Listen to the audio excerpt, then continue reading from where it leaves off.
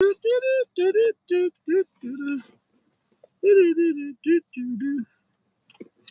my name is Richie.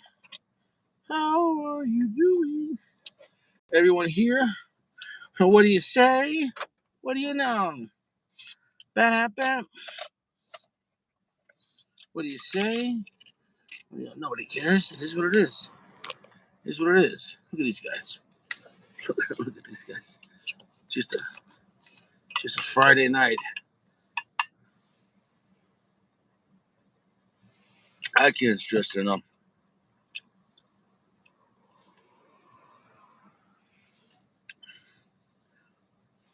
I can't stress enough. You need to be hydrating. Oh, drink your water. Drink your water. You know, it's not a game. Hydration. It's not a game. It is a game. Waterboarding is an American sport. Hey, Kayla, what's up? Tonight we're just hanging out, seeing what's going on with everyone, just like that. So Padron 64 in Toro. It's like 5.5, whatever. We'll call it Toro though. World class cigar. This might be one of my favorite sizes. This and the Principe, depending on how much time you want to have or how much money you want to spend. But I haven't had the Padron in a few months, maybe a month. Am I lying? Not that I'm lying, but am I forgetting? So, anyways, the Padron 64. I don't need to describe it. Semi-powerful cigar, good amount of earth, good amount of dark chocolate, good amount of black pepper, some red pepper. It gets pretty heavy. It's not overbearing, but it's not a mild cigar by any means. I'd say it's intense without being scary. A potent cigar, you know? A potent cigar. It is what it is. Caleb, Jason, yeah. I brought the Montecristo as a backup in case I hang out. Or if I don't hang out longer, then this will have another day. It's the classic. One of the classic Padrones, classic Montecristo, and trust me, these two cigars will pair well together. A little yin and yang. In this case, we're doing yang and yin. I'm going for the stronger one first. But also, this is the faster smoking.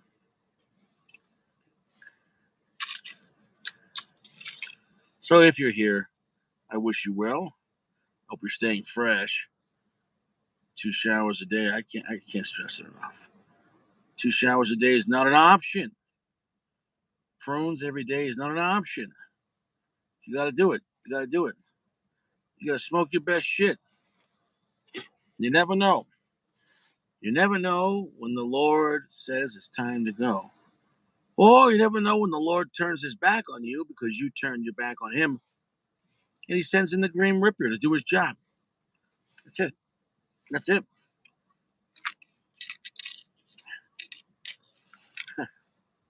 And he will do his job. He will do his job. Yeah.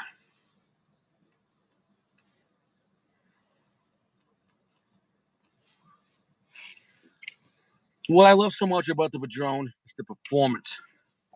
The performance of Padron, it really is like a race car. And I'm not going to say like they burn so fast that you won't get time with them, but it's like a percentage. Padron performs faster than other cigars. How much? I don't know. Let's even say it's 10, 20% faster. But that's significant. Fantastic cigar. Jaime Garcia. A lot of guys here like that cigar, and I'm included. Jaime Garcia, great cigar.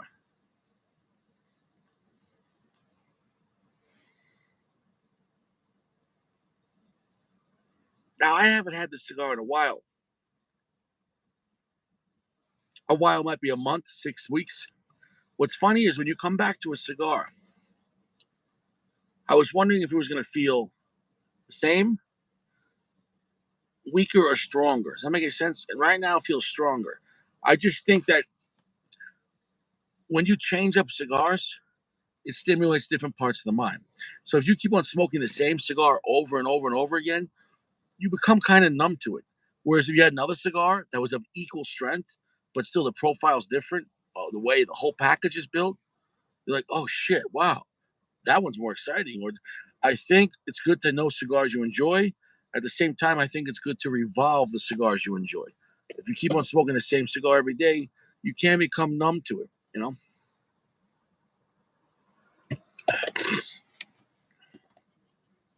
Because I guarantee if I smoke the same cigar a week in a row every day, it's not going to feel as intense as it is right now.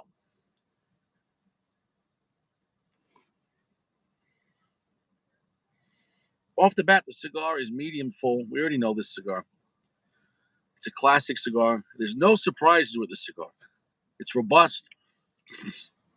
It's it's semi intense. Um, for newbies, it's going to be very intense, but for most people, it's not like some of the crazy cigars we've had on this channel. It's reliable. It's dead bolts. Hey, Jay. Oh shit. Let me see. Hold on.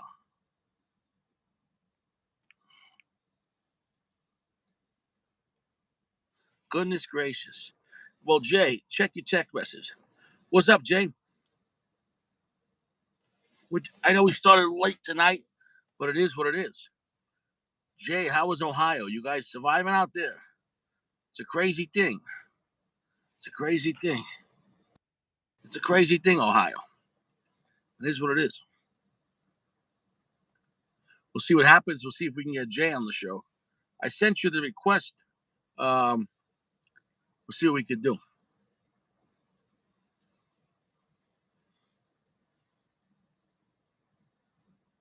The draw is flawless on this cigar. Like I said, it's a semi-potent cigar, but everything it has, it does intensely. Everything it does, it's also a lively feeling cigar. I feel that because it's a 4-year tobacco as opposed to with the 26, which is more age of 5. Not that this just feels young. Hey, what's up, brother? What's going on, brother? How you How you doing? doing? All right. I'm doing all right. The Yeah. answer to your question is Ohio can suck it. The weather, the weather is horrible right now out here. Mm. It is so bad. It was sleeting. It was raining. We had 50-mile-an-hour winds. Now it's snowing again. Holy It's shit. bad. It's bad, man. But what about this train crash? Oh, that's another mess. Yeah. So they have this train crash. They end up um, evacuating the whole town. Okay. And it went okay. It went pretty smooth. Yeah. Government comes in. There's there's chemicals all over the water. Everywhere that you can see, there's a layer of chemicals. There's people going out where they're not supposed to be going out, taking samples and things and seeing all this gunk in the water and everything. And then there's gunk on the land, there's gunk everywhere. And of course, all the smoke that went up in the air. And then the government comes back about a day later and goes, "We're good. It's safe. Don't worry about it." So people are going, "What are you talking about? It's safe." Yeah, you guys can all go back and drink the water and everything is good. You guys are all good. It's all clean. Everything is fine. And there have been things, I'm sure you guys have all seen it, where it's been posted where they'll show the chemicals and they'll show all the stuff that these people are finding in the water and everything. And All it's the fish and the birds are dying. The yep, dogs are getting sick and tumors. yep, yep. It's bad. I So, but saw it's all this good. woman was getting rashes on her body and she took a Uh-huh. shower. Yep, but it's all good. Go back. You're fine. Drink the water. Go and hang out. Take your kids. You're good. You'll be good. You could trust the So government. yeah, I know. It's been bad. I think there's a lawsuit that's going to be pending right now that they're going to be going after a lot of people for it. So Do I'll you keep you kind of feel it posted. feels like the government is just the front man for the corporations? Like really, there is no government, but the corporations need to let you feel like you have a government, like you Well, have a look at say. yeah, Does because that look make at the any sense? lobbyists. All Yeah, the big time payers for all the government officials are all the big time corporations that say this is what you're going to do, this is what you're doing with the money, and how it's going to be run. yeah, yeah, So I agree with you 100%, man. yeah, yeah. So it's like it doesn't matter, your mayor, your governor, your president. No, Walmart or the GE. Like, yeah, that's who's in charge of you. In reality, it is, because when we go to war, we can't go to war naked, right?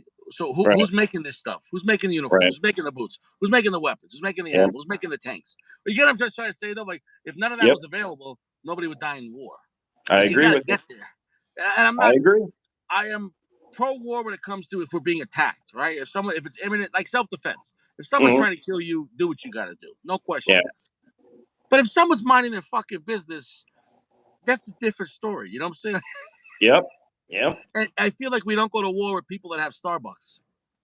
That's yeah. They're not big enough. Nobody cares. I mean, No, I'm Starbucks is saying like they're big. They already. just don't give enough money. Yeah, It's all about the money. Who's going to donate the most? yeah, Who's gonna help them the most? That's all it is. yeah, So yeah, I try to stay out of it as much as possible, and it's yeah. amazing. What are you smoking tonight? Oh, you don't smoke? Or I was having a DBL, DBL Armorello. I don't know if you've ever had those. Real mild cigar, good, creamy. oh, I thought you meant DBS, the new Rocky Patel. Which, I'm No, not a no. crazy. I'm not a crazy Patel fan, and that was a $30 cigar, and that seemed like a gimmick to me for Rocky Patel to have a $30 cigar. You think so? Well, everything on his higher end, I wasn't crazy about, and I'm not crazy. I never have an issue with construction with Rocky.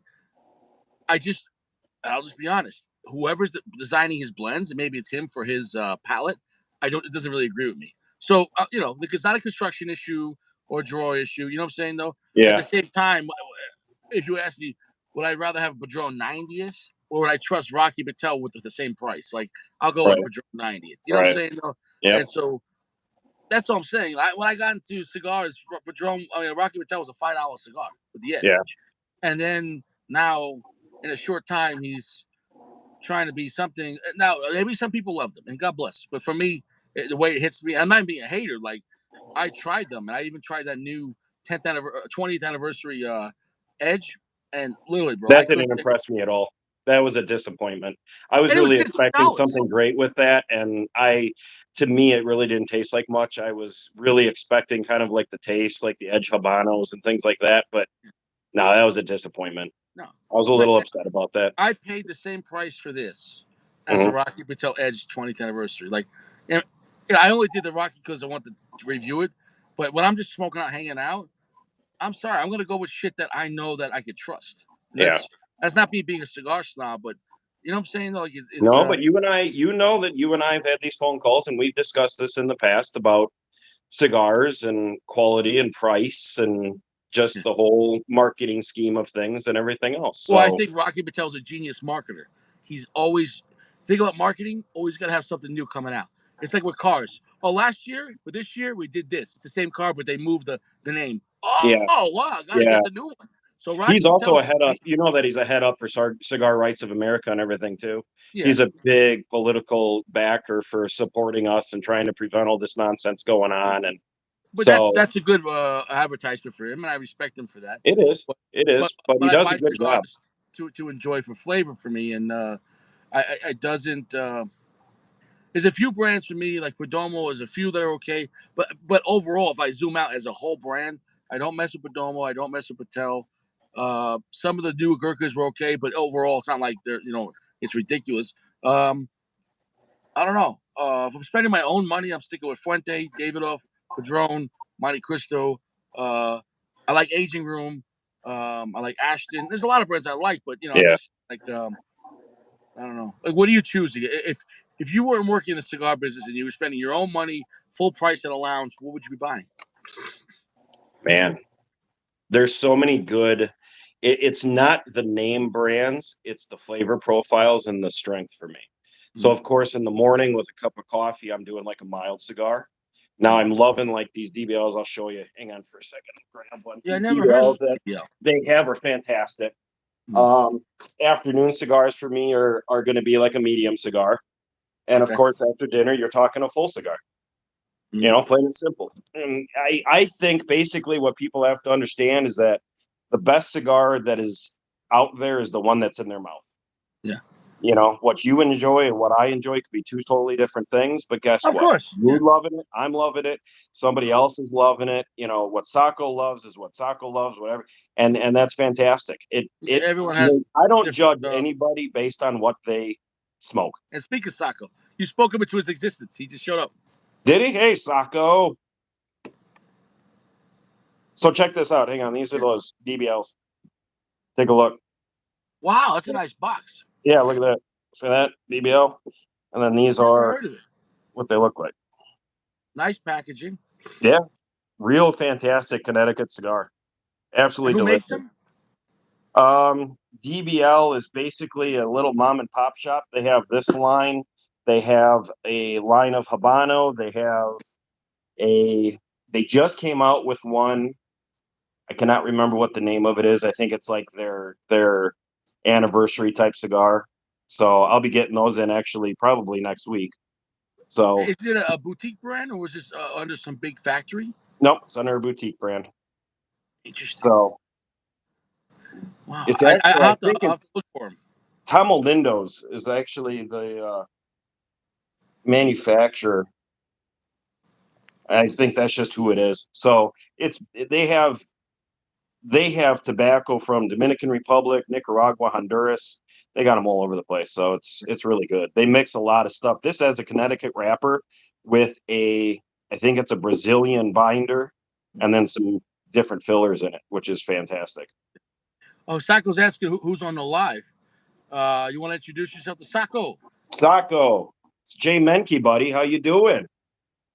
So we met through the channel, and I didn't ask you yet about the your business. If you want to talk about it, how you got into it, how long you've been doing it, like the whole spiel, and what exactly is like your goal with your business, like the style of the way you do it. Like what makes it Yeah, unique.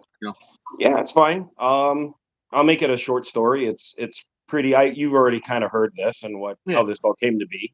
yeah, but we might have Um, people on that haven't heard it yet. So I talked about it before, but Yeah, believe it or not, not according to my long ass hair that I have going right now, but believe it or not, I've was in the military from 1999 to 2007, mm, United States Marine Corps, Special Operations and Tactics.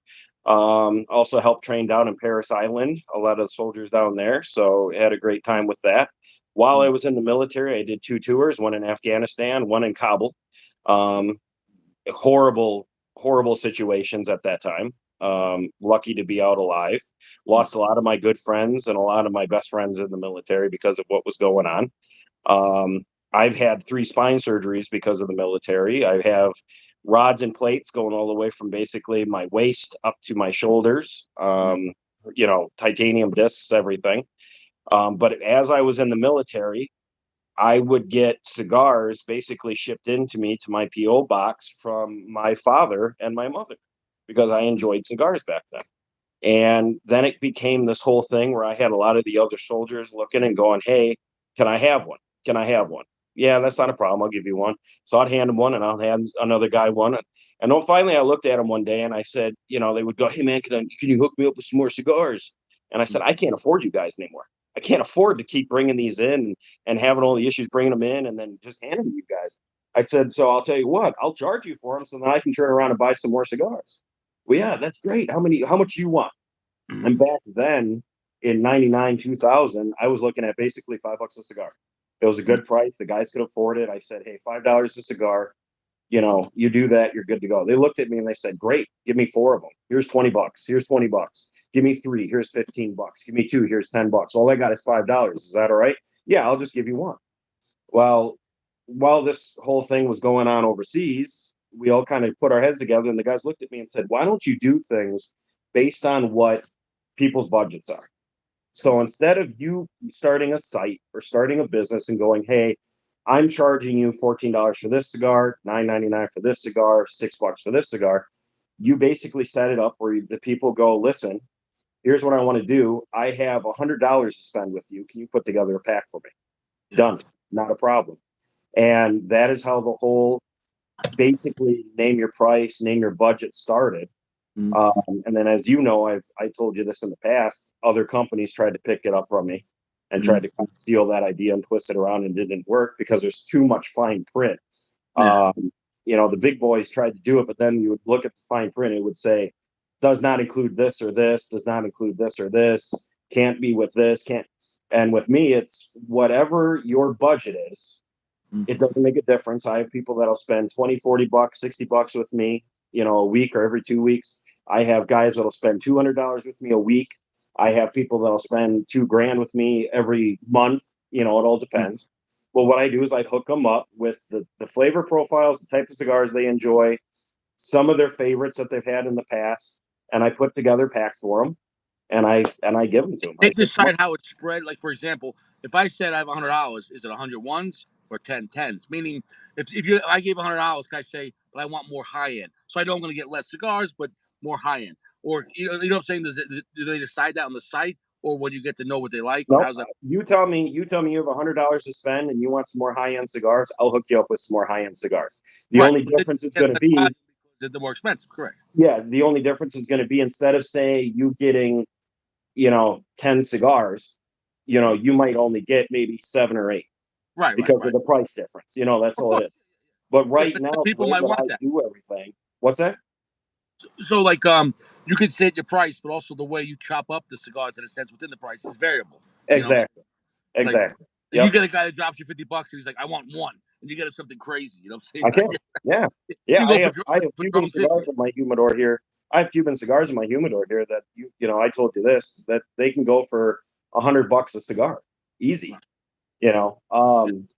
But there's no fine print to it. You just look at me and you say, "Hey, listen, Jay, I got $100 to spend with you this week. Can you hook me up with some high end stuff and maybe some kind of throw around cigars?" Not a problem. I'll hook you up. Now, Now, are being you storing this everything that stuff I in your do, house? You have a warehouse. yeah, yeah, I share a warehouse up in Pennsylvania. Wow, I keep everything up there just due to tax reasons, and makes it's sense. just easier. The Right. warehouse is roughly 4 football fields long, and it's about 5 stories high. So if you can picture that, and the warehouse is humidified. So it's not just like a crappy, cold warehouse or a warm warehouse. It's temperature controlled and it's humidity controlled. How did you decide So on Pennsylvania besides the taxes? Like, how did you decide on a location? Because with cigars are very specific to protect them. Like, you know what I'm saying? And like, how does that work? You know? because it was a big area back in the day for a lot of cigars to start coming in to be held there, because Pennsylvania was very lenient with a lot of their laws and restrictions, Mm-hmm. and they've stayed that way to today.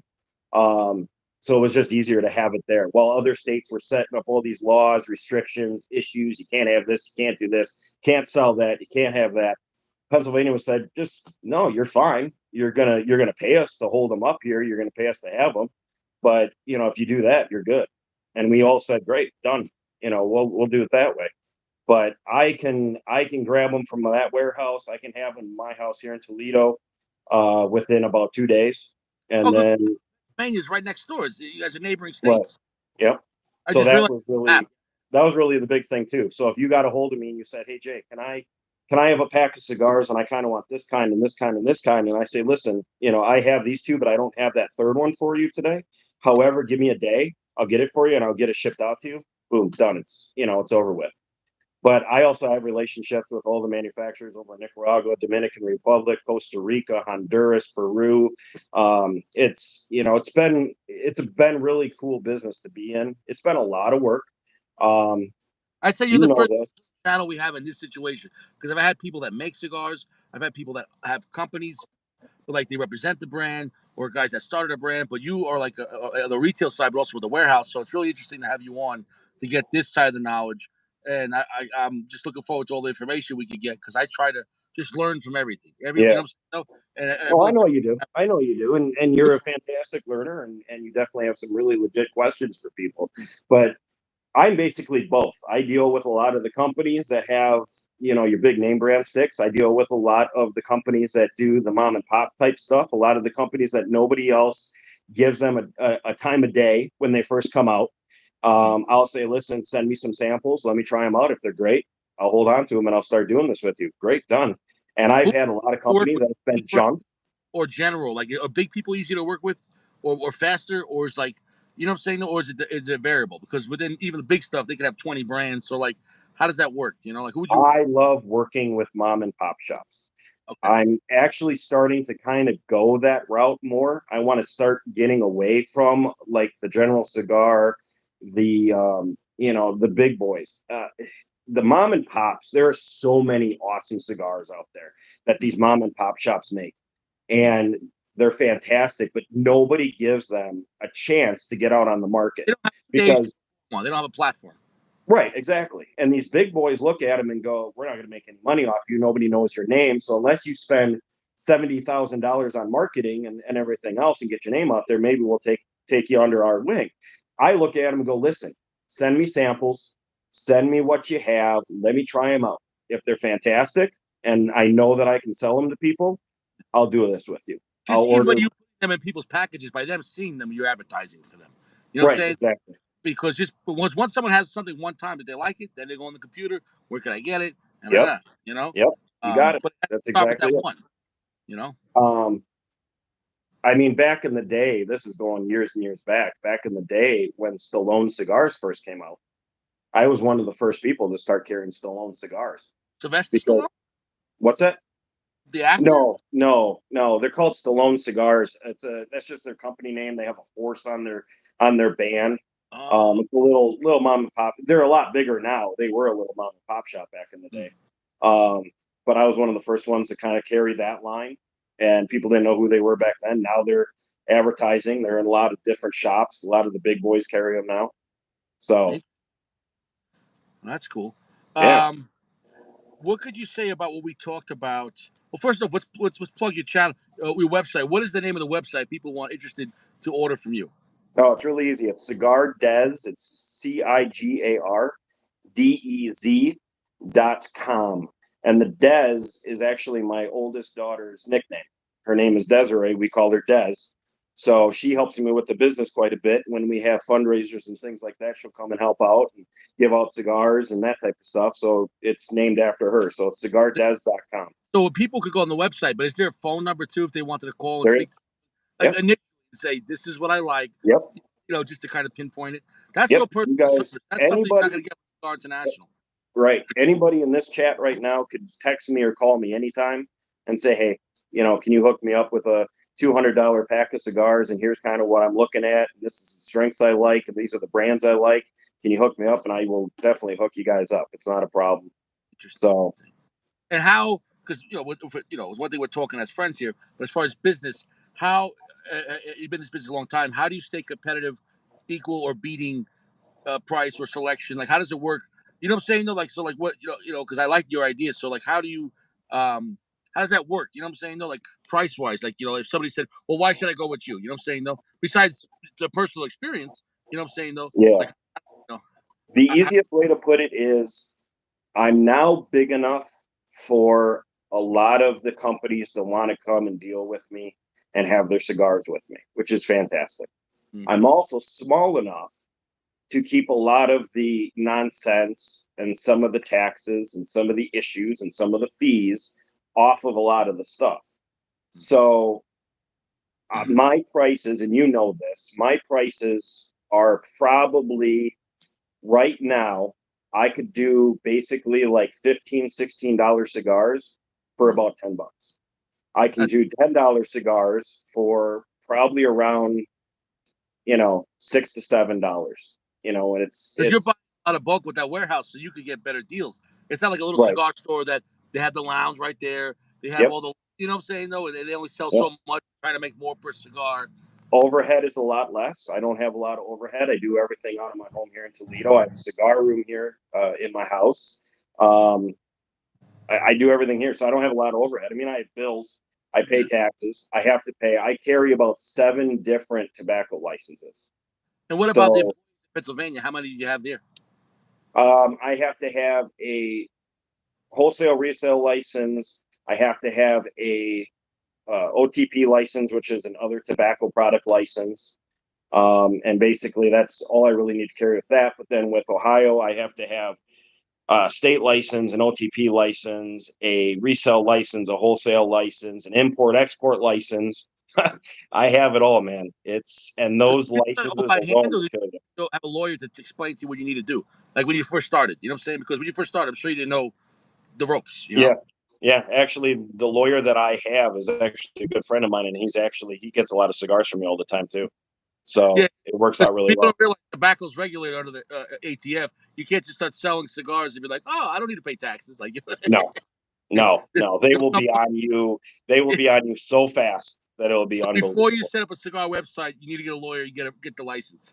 Yep, yep, exactly. But it's amazing when you find out when you want to start bringing things in from overseas, how many different licenses you have to have. In order for me to basically go and say, hey, I get a bad box of product, for me to send it back out to, like, say, Nicaragua, I have to have an export license to do that.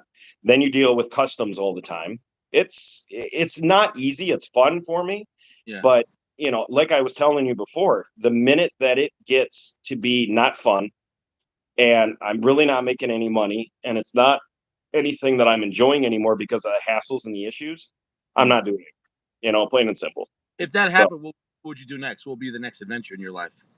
well, on top of this, I do a lot of stuff with the military. I do Mm. a lot of fundraisers and things like that with them. I also play semi-pro golf, Oh, so I'm actually registered. I actually have my card for the Corn Ferry Tour, so I'm going to be doing a lot of tournaments with that this season. I'm sponsored by a company called Tattoo Golf, which is a clothing company. So I do all that on top of everything else too. So I can always pursue that with and make millions. uh, if you win those rounds, are there prizes for that in the semi-pro? How does that work?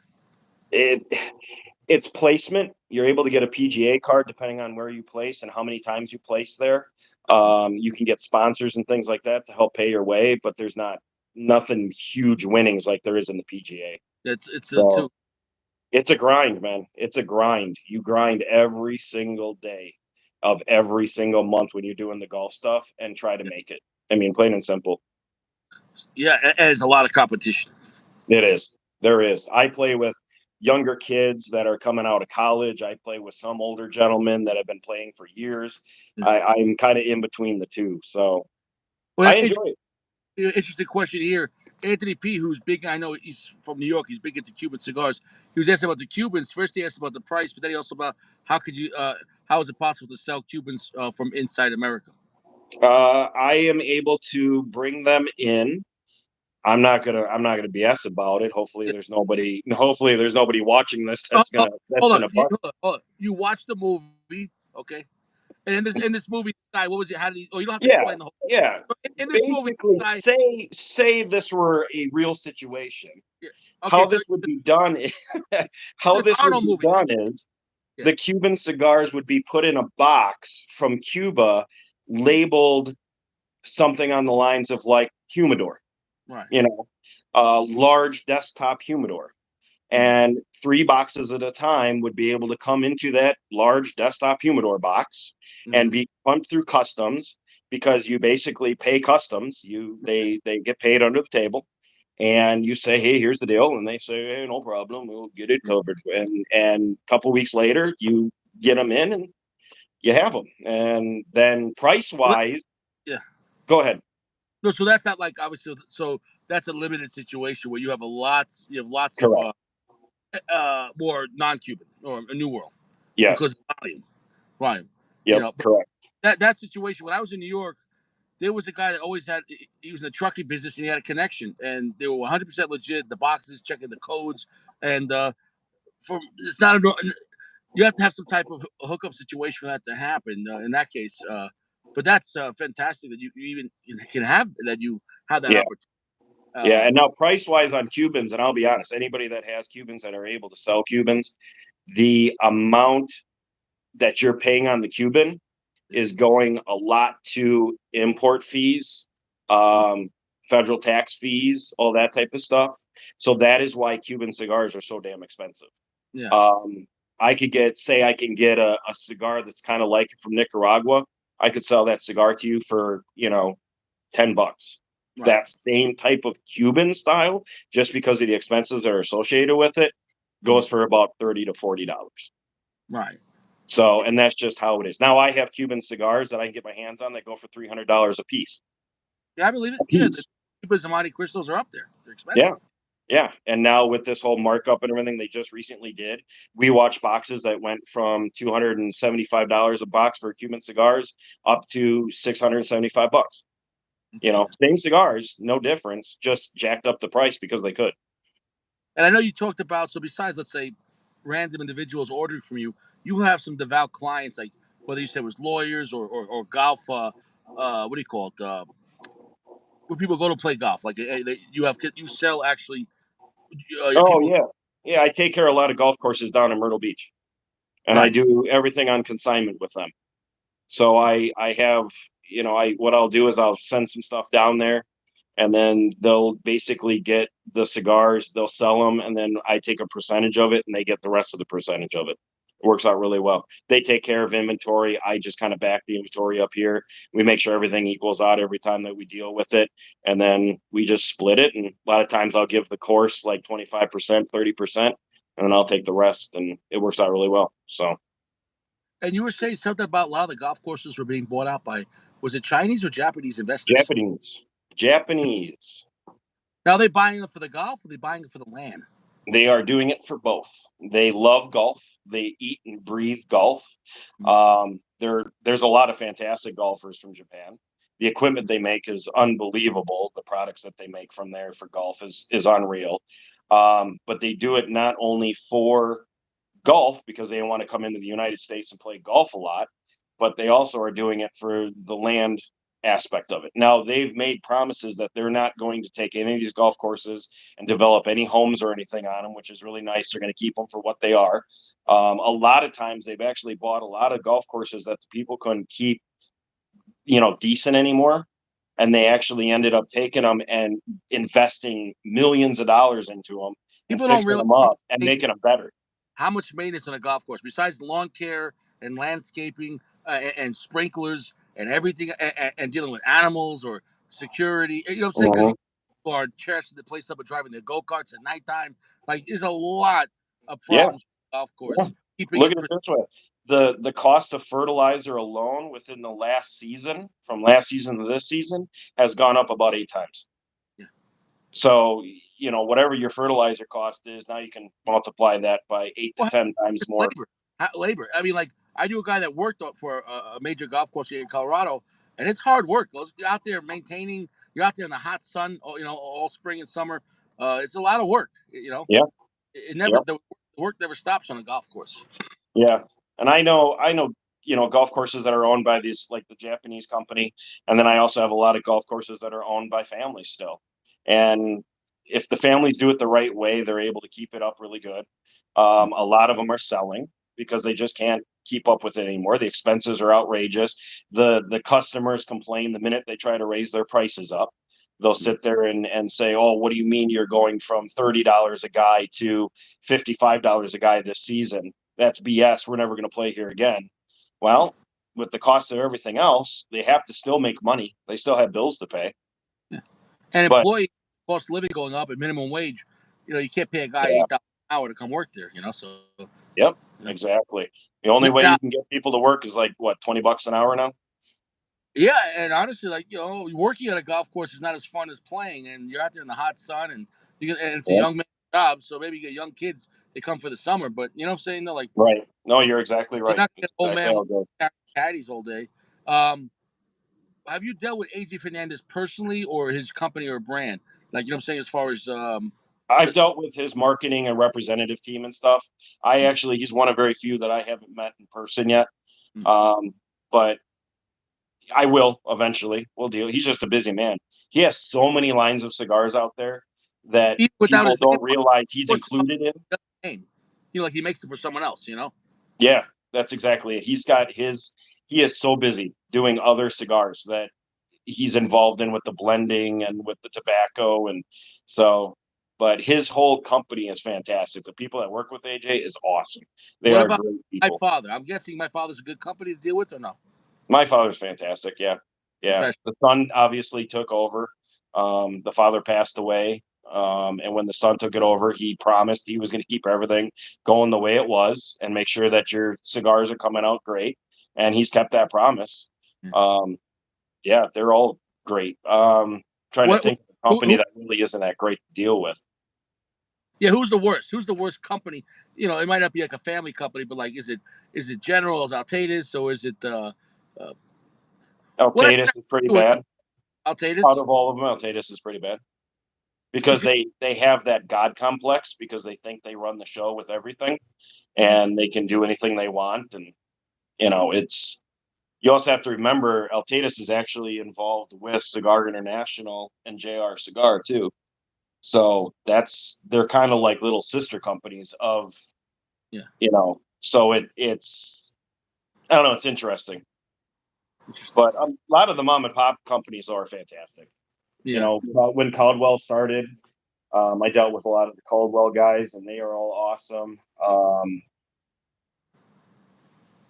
I'm just trying to think. I mean, Karen K by Karen Gonzalez, who makes cigars. She's awesome. Um, it's everybody has their positives and their negatives in their own way. You know I what I remember mean? we talked about price control because you know with CBID where they're dumping, I think a lot of either Lucy's or not seconds, but maybe some slight, not box worthy cigars you can get really cheap, like in 5 packs. But we're talking about issues where people selling stuff below MSRP. That's why you never see Fuente or David off of Padron because if you like you were saying, if you want to explain that, if they did that, they wouldn't sell to them. Yeah, basically that's why they have locks on their product. That's why when these companies have big time sales and everything else, you'll see it excluded from, and it'll say excluded, excludes Padron, excludes Oliva, excludes a lot of Rocky Patel now stuff is going to get included in that. And they just don't want to be involved with that. I mean, I mean, I could push the limits here. You and I talked about this on the phone about how these companies have been caught with rebranding cigars Right. and taking expensive companies' names, their labels, and putting them on a $2 cigar and trying to sell them for $15 a piece. Right. Or dumping them as Lucy's. And so like I said, for me, it was just speculation because I can't say with fact. But do you think it's possible that they are doing that? Like, let's say, for example, I don't want to say any brand, but like, so where the brand doesn't even realize it, or are they realizing, or what can they do about it? They don't want to admit to it because then people, if they find out, now they don't trust. You know what I'm saying? They don't realize it at first, but when they do realize it, then they do something about it. And then if the company keeps pushing it, then they'll either get dropped or they're going to end up the company will end up fining them. So How would they do it? But either by testing the cigar, like the DNA of the cigar, to see if it's really their tobacco, or just, hey, you didn't buy these cigars from us. How are you selling these cigars? exactly, yeah, exactly. That's exactly it right there. It's kind of like at the It's ATM to your cigar store. Like in New York, there's certain like high end lounges. There's no deal. But if you went to a lot of these some of the mom and pop shops, which are all run by like the same like family in a sense, because a lot of like Indian people that they're all like cousins. They'll have like, oh, you buy two get one free, and like I think and how are you doing that with taxes and everything else?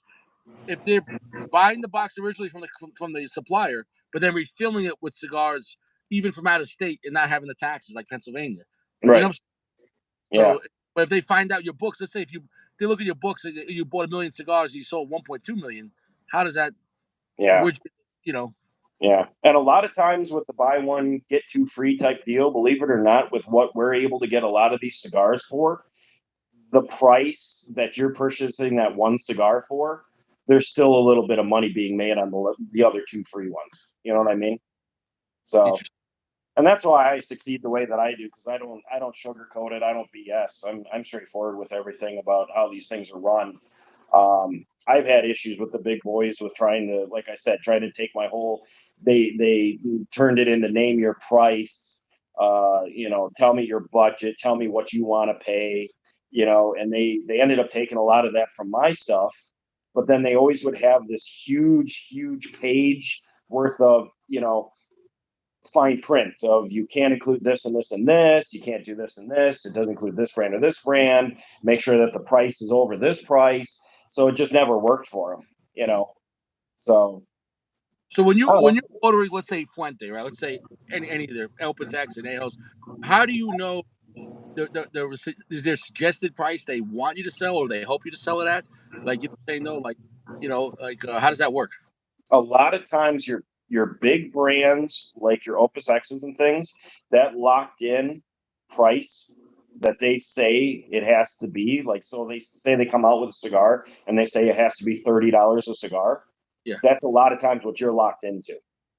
Um, Once the whole rush for that cigar, once those come out and they're new and that rush kind of goes away, and the company's able to get you other cigars of that type, they kind of give you a little bit of leniency. They don't want you to obviously depreciate their cigars, Right. but I can take it from $30 and put it down to $20 a piece. Right. And it So would there's be all probably good. more play in the mid tier stuff, where people there's more selection and more volume. You got maybe more play, but also with higher end cigars, if people are buying that, they're gonna pay for it no matter what they want it, and it's limited. You know, Yeah. Yep, or if exactly. But guys are looking for we can $1,000 actually be dumped. We can be dumped as a supplier of a cigar brand if they come out with cigars and say this is what you're selling it for. You do not have a choice. And then we go, well, my customers aren't going to pay that. My clients aren't going to pay that, so I'm going to make it this price and make it lower. We can be dumped if they find out that you're doing that as a company. They will dump you, and you will never get their cigars from them ever again. so they can basically say we won't sell to you. Yep, exactly. And if it's a brand like I'll tell you this, that's huge because that's like 10 brands. You know what I'm saying though? So Mhm. if you can't sell Romeo or Montecristo or everything else, well, in that case, you have to buy it from a secondary market, but now you're paying it more money. And then it wouldn't be as profitable. It wouldn't make any sense. You Yeah. know? You know? Yep. Interesting. So have you dealt with Placencia? I have. Yeah. I have a lot of Placencia cigars. A lot of the older stuff. I assume the new stuff. I have the new 146s that just came out. Mm. Um, you know, they're good. I don't really have issues with many of the brands that I deal with because what they'll do is they will send me samples of things and I will test those samples. And as long as the product that I get is like those samples in terms of burn, quality, flavor, and everything else, I'll keep dealing with it.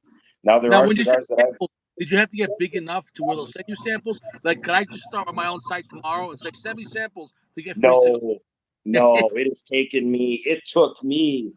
Oh my God! It took me probably about 5 to 6 years before the companies were like, all right, we get who you are. Yeah, we'll start dealing with you. We'll start sending you some stuff. Mm. So, it takes a lot of work, man. A lot of time, a lot of work. It's a lot of grinding. It's just that's how the business is. But yeah, you can't. Nobody here can really start up a website tomorrow and say, hey, here's the deal. Now, I mean, they can if they have the licenses to do it. If they, like I know Sacco was talking about buying tobacco and having his rolling his own cigars and things. He can buy that tobacco and he can do that. That's not an issue, but he's going to need a license and Yeah, everything else to be able to sell those cigars to people. You right. know, so it's if you do it for your own personal use, Right. you're fine. You're good. The minute that you want to start getting bigger and start selling and start, sharing your product with other people, Yeah. then it changes the whole If game. you're advertising as a business, because then you have to report your income, and then they want, Yeah. you know. So, It, but I've had cigars. I've had my fair share of cigars that'll come in that are junk.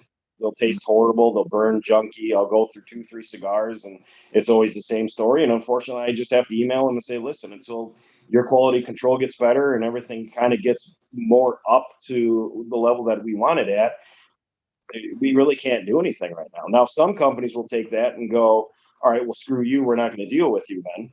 And some companies will go, listen, thank you for the feedback. You know what? We're going to fix it. We're going to change it around. Give us 6 months and we'll send you some more. And then I'll get new ones and they'll be fantastic. They'll be absolutely delicious. have a good blend, but then if they contract a company, like just say Dominican Republic, to roll their cigars, you could have a bad batch, and that could be Right. Yeah. like there's a company I know, Warfighter Cigars. They used to be made out of Dominican, and they had issues where they weren't burning right. So then they went with Potencia, and they had no more issues. So there are a lot Mm-hmm. of brands that they don't control the quality control. If that makes any sense. No, it does make sense. And what people have to understand is you see these reviewers online and everything else that have maybe 1 or 2 cigars for a review, and then they say the burn was horrible, it was a tight draw, the flavor was nasty, the smoke output sucked, and everything else. It's a man-made product. Over 300 people touch a cigar to Mm. make a cigar between the rolling, the picking, the Fermenting, everything else. processing. Yeah, there's over 300 people that deal with that cigar. It's a man-made product. You're People don't going to have even, issues with it. you have different grades and color. You know what I'm saying? Right. Though? So when they have tobacco, Mhm. there's grade coloring. Oh, this tobacco is too rough. We'll make it a filler. This one, the same within the same tobacco. So then That's why wrapper tobacco is so expensive because you're not always going to get perfect looking Right. tobacco. Right. But people will go nuts because if they get a box of cigars and maybe one or two cigars in that box are bad, either burn wise, flavor wise, draw wise, whatever, they'll go ballistic and they'll go, I'm never dealing with this company again. Their product is horrible. It's absolute shit. Don't deal with them. Don't buy from them. And it's so far from the truth because it just happens that maybe those two cigars are bad, or maybe you got 10 cigars in a box of 20 that are kind of junk because of the way that the tightness of the draw is. Yeah. That doesn't mean that the whole thing is junk. It's just like any other man-made product. You have fantastic stuff, and sometimes you get a couple bad ones in Well, there. also, just like with wine, you have from year to year, you have better. Some years are better crops than others. So Hmm. let's say what you're smoking now could have been grown 4 years ago. That could have been a great year, or too rainy, or too much sun, and they have to adjust the blend, right? Because if you have Right. very rainy, you get bigger leaves but weaker leaves, and if you have sunnier season, you get smaller but less yield, but you get stronger tobacco. So if you're making a certain blend, but now that year that's back stronger, you're gonna have to maybe. The guy told me use the lower priming of the same blend to Hmm. try. It's almost impossible to keep it. You can never say, like I have Padron 64. I can never have it every time where it tastes exactly the same, but it's generally in that same wheelhouse. You know what I'm Yeah. saying? Though, you Yeah. know, unless you got a freak situation, like I never had a Padron 64 that was mild. That would have to be a real crazy thing. But you know what I'm saying? Though, there's always going to be some Right. variation or play. You But know. it's not fair. It's not fair to some of these little mom and pop cigar companies that try to come out with product. It is not fair to them that just because you get two cigars that might be junky in one way or the other, to rip on the brand and just tell them don't ever buy them because Well, I they're the whole brand. They just had a couple bad ones, you know. but I'm gonna tell you this as a reviewer, I've seen situations where a guy didn't like the brand and he had all problems, and then when he got uh, free stuff from them, he loved the Mhm. brand. Oh, So really? I think too, and I'm an honest reviewer, but I think there's situations where people want to get free shit, and if they don't get free shit, they're gonna bash the brand until they get Yeah. free shit. You know what I'm saying? Though, Yeah. as a reviewer, I'm one guy, but if I shit on your cigar and 1,000 people watch that review and it's out there, you know what I'm saying? Though, like Yeah. Well, it's kind of on this. It's funny you said it because it's kind of on the same lines as if you watch, like I watch on YouTube, some of the golf channels that are out there. A lot of these amateur golfers now that are starting big golf channels and things. And when they first started, they would sit there and go, "I'm never going to deal with TaylorMade clubs. I hate TaylorMade. They're a horrible company. I'm never dealing with their clubs. I just don't get the performance out of them that I want." TaylorMade, once these people get big enough and they get enough subscribers, TaylorMade comes to them and emails them, goes, "Listen, we're going to sponsor you and your channel, and we want to help you out." And then the people go, "TaylorMade's the freaking greatest. It's the only clubs I'll ever play." And then they get fitted for these clubs, and they come back on YouTube and go, "Look at my new clubs. These clubs are amazing. They hit so well. It's the best ones I've ever had." And so you're right. Is exactly what it comes down to. Yeah, in a way, cigar reviewing channels it really is just a advertisement, but in a way, at the same time, I'm doing free advertisement for those brands, good or bad. Because even if I say bad, I'm still putting out their product. I'm Yeah, saying, you're right. Yep. it exists, and But it's I would important. rather listen to a reviewer like you who is straightforward with it. And usually with like your flavor profiles that you come up with, they're usually spot on. But when you have Yeah, I'm burn not making issues, you it up. say it. Eucalyptic leaves and 1997 watermelon seeds. Like I'm not making bullshit. People make up, and I always you see my burning and draw. I don't over. I use matches. I don't overcook the cigar. I let my cigars dry out a little bit because if your cigar's too wet, you can have a great product. It's like a steak.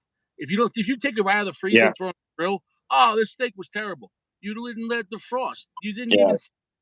You know what I'm saying? That you have yep, to. You smoker. You have your own responsibility. You know what I'm saying though? yeah. I agree. I You know. agree. You know. Now, what other people have to understand too is like with myself, there's a lot of times in a day that I'll have like 4 or 5 cigars in a day, Yeah. sampling product or whatever else. And you do get what's called basically burnout. And what it is basically your palate is just shot.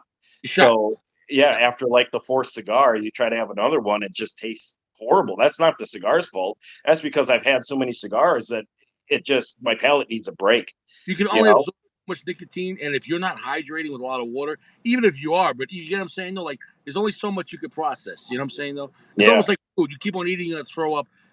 Yep. And For me, my max is generally two.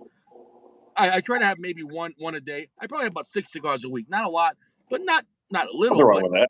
Yeah, you know, but for my palate, when I'm reviewing though, it'll always be my first cigar of the day. And sometimes I try to skip a day to have a really that's clean. good. Yeah, But that's great. I'll And for never. all the Um, guys out there that are watching this right now, for all the people that if you end up having a cigar that ends up giving you a big hardcore nicotine kick, and say you get dizzy and nauseous and sweating and everything else, I don't know if a lot of people know this, but a good trick for it is if you take 2 teaspoons of just sugar straight up and you down 2 teaspoons of sugar, everything will balance out with your sugar and it'll kind of burn up some of that stuff. Kind of, it takes about maybe 10 minutes and then you'll be back to normal. Everything works out really well with it. I know they tell you to drink pop and sugary stuff for this. And just take 2 teaspoons of sugar, down the 2 teaspoons of sugar, and you'll be good. It that's works out really well. that's interesting. Yeah. So You have that's to a go little trick for you. some sugar packets. You know. There you go. Exactly. Yeah. Yeah. So Don't have a put cigar if Ziploc you're like, bag. oh God, I feel sick. Just Yeah. take a sugar packet. You're good. Just don't put in a Ziploc bag because it's gonna look like yayo if you get pulled over. You Yeah. God. know. Yeah, it would. Oh Lord, just what we need. Yeah. So what would you say? What are you smoking like generally? Like as far as what's your favorite stuff, or is it like what's your favorite for the money? Because in different categories, like what what I'm saying though, or you're not selective. It doesn't matter. It's just enjoying whatever. You know. I enjoy a lot of different stuff, but I'll tell you that here's how this is going to kind of work. There's some companies that are out there that are making some really good cigars in each category. Mild body right now, the DBLs are fantastic. There's also a company that I, I can't remember. It's they make like the Crow. I think it's called Oh yeah, Blackbird, the I can't. Blackbird company, and they make like the Crow and they make the Finch and all these different type of ones. They Those have are pretty good. a yeah, they have a kinetic one that's fantastic. Those are delicious. Um, medium. I'm into more medium to full body, not super full, not knock you on your ass full, but just like medium to full. I'm finding a lot of the like today. Um, I like the Sereno cigars are fantastic. There's Casa de Tobacco that is fantastic cigars. Um, there's all kinds of different brands that I have, and that's like the pack that you'll end up getting Mm, that you should have got by now, but I don't think you have. mm, Um, there's a lot of different mom and pop cigars in there that are great. And then mm. of course for full body, if you really want to, you really want to kick it, believe it or not, I love like the nub habanos. The nub habano cigars are awesome to me. I don't know. But they'll kick your ass if you're not careful. And those are a pretty good price. They are, yeah, they're really good. And I I'll you got to remember when those nubs came out, people are real hesitant to get those because people are like, what the hell? It's a little 3.5 inch cigar by a 60 ring. This thing ain't going to burn for nothing than 30 minutes. And then people were going, holy crap, it took me 2 hours to smoke this nub. Yeah. And now today, a lot of people get the nubs. The The nub is nub Cameroons very, are good. that was a winner for a leave as far as especially with volume, putting the brand out there. Um, I love their Milanios and the Milano Maduros and the V Maduro. I'm a big fan of. And they're not in the luxury category. They're not that expensive. You know what I'm No. saying though? They're very reasonable. Yep. But I feel like if they started pricing it higher, then why would I go with it? Meaning, like, if I'm looking at Milano or Padron, depending on how much I want to spend that week, if money's tight, I'll go with the Milano. For $10, I can get it. If money's good, okay, I'll get the Padron. But if they raise the Milano price to 15, then I'm just gonna get the Padron because I'm, what I'm saying? Because I'll go, no, I'm used to getting this at $10. So Yeah. if you raise the price on the same cigar, and the other cigars stay the same, I feel like you kind of hurt the brand too, though. Not just going down, but also going up in price. I mean, astronomical. If it went up 50 cents, whatever. Yeah. No, But I get what you mean. Padrones are fantastic. I mean, Padrones have always been fantastic. You yeah, don't even, you bring that up to anybody. Even their 3000 series and things like that are great. Um, the only cigars that I really stay away from, and I do not recommend to people. Now, I understand a lot of people like to have them for cutting the grass. A lot of guys smoke them out on the golf course, that type of deal. Do it at work if you have like a 30-minute smoke break. A lot of the times, though, and I try to keep people away from these as much as possible, are the seconds and the fumas. yeah, I'm not a fan of seconds and fumas, and there's a reason, is because what they are is they are basically table scrap, floor scrap tobacco that is all bundled up after they're done cutting all the good stuff, thrown together with a okay looking wrapper, and then they sell them for $2 a piece, $3 a piece, Yeah. and it's just I just don't enjoy Fumas, and I don't enjoy the seconds, but I know there's people out there, and I have a lot of clients that'll end up getting them for cutting the grass or playing Yeah. golf because they want to throw them around and they don't care, and I get Well, that, but give them to somebody that doesn't smoke normally. They're gonna puff it for 5 minutes and put it out. Like yeah, my first time having cigars with me in New York, I gave a Cohiba Red Dot, and he puffed it for 10 minutes, and I turned around, he's gone, and it's on the ashtray. And I gave him a riot act. I'm like, listen, don't waste my cigars. You know what I'm saying though? And the next time yeah, he smoked Fuente Hemingway, and he loved it, but he smoked the. But I kind of like, listen, respect the cigar. Don't. It's like if I gave you a beer, you took 2 sips and you put it down. yeah. So But I would rather have people, and I know times right now with money is pretty rough, but I would rather have people give a new smoker a mild, great cigar to get them into cigars than a junk one like that. Because I yeah, mean, do you remember your first cigar? fuck. Like okay, first is probably like a white owl, like a cheap cigar. Like we were all No, drinking. let's go premium cigar. What was your first premium cigar? Do you remember? I can't say first. I know when I really got into them though was when I was in the service in Iraq. We started getting you get a lot of free cigars. People donate Mhm. the soldiers and Marines, and and people trade cigars. But I can't say that was the first one. I really can't recall like the first, but it probably would be like Macanudo and Romeo Reserve, like in the beginning. You know what I'm Okay. saying? Then Yeah. when my first luxury cigars, those when I started ordering like Cohiba Black, and as for the time I was like, wow, these are expensive, so whatever. But at the same time, I was smoking acid Jewish State, but I didn't know any better. I was like, oh, these are sweet. But then after a while, you start like, and once you started having real better quality cigars, you're like, oh, these things aren't that good. Yeah. So acid cigars is good for a newbie. It's good for a lot of girls like to smoke them because they're sweet. But Yeah. I'm not a fan of the. You know what I'm saying? No, to me, I think it's like a lipstick on a pig. You know. Now, Yeah. Liga Privada is fantastic. But Yeah. that's a different ballgame. You get Yeah. Liga? That hard to get. I bet you if you ask a lot of the guys that are in this chat right now, I bet you if you ask them, do you remember what your first cigar was? I bet you a lot of them will remember it. Mine was when I was Mm. 16 years old. I was working for a catering company. I was a supervisor for a big time catering company in Waukesha, Wisconsin. And we catered at a guy's house for his daughter's wedding. And he had a cigar room with a bunch of humidors, and he had to pay the bill. So I met Yeah. him in the cigar room, and I said, "Well, here's the bad news," and I gave him his bill. And of course, he had to write me a check. And then I was looking around the humidors, and he goes, "Do you smoke cigars?" And I said, "Honestly, I have not really ever had a decent one." And he Yeah. said, "Well, I'll tell you what, you pick one, grab something out of here." And he had tons of them. And I said, I don't even know where to start. He goes, I'll get one for you. So he picked one out of one of the humidors, and it was a Romeo and Julieta Cuban cigar. Oh, And nice. and I will tell you what, I will remember because I sat down at my graduation before I went into the military with that cigar with my father, and I Mm. smoked that cigar with my father. And that Oh, was the first cigar that really got me into getting into cigars. You know what I mean? interesting. Yeah. Yeah, Cuban Romeos. I'll tell you what. I like Cuban Romeos. I've had some good experiences with those. Um, but here I don't have any connection like that. I can order them from you, I guess. But for the price point now, everything has gone up. So much on the Cuban side that and also biggest fear My of Cubans. feelings on that whole situation. I've talked to you about this. Yeah, I talked to you about this whole Cuban cigar situation yeah. and my feelings on it. And it's a very touchy subject for a lot of people.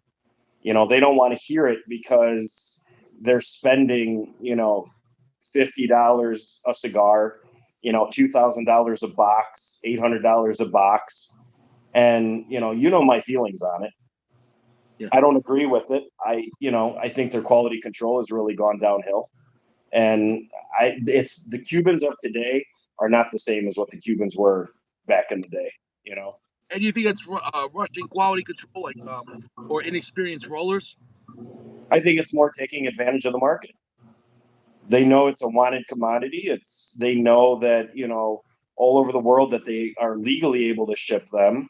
It's a wanted commodity, and they know that people in the United States will get them.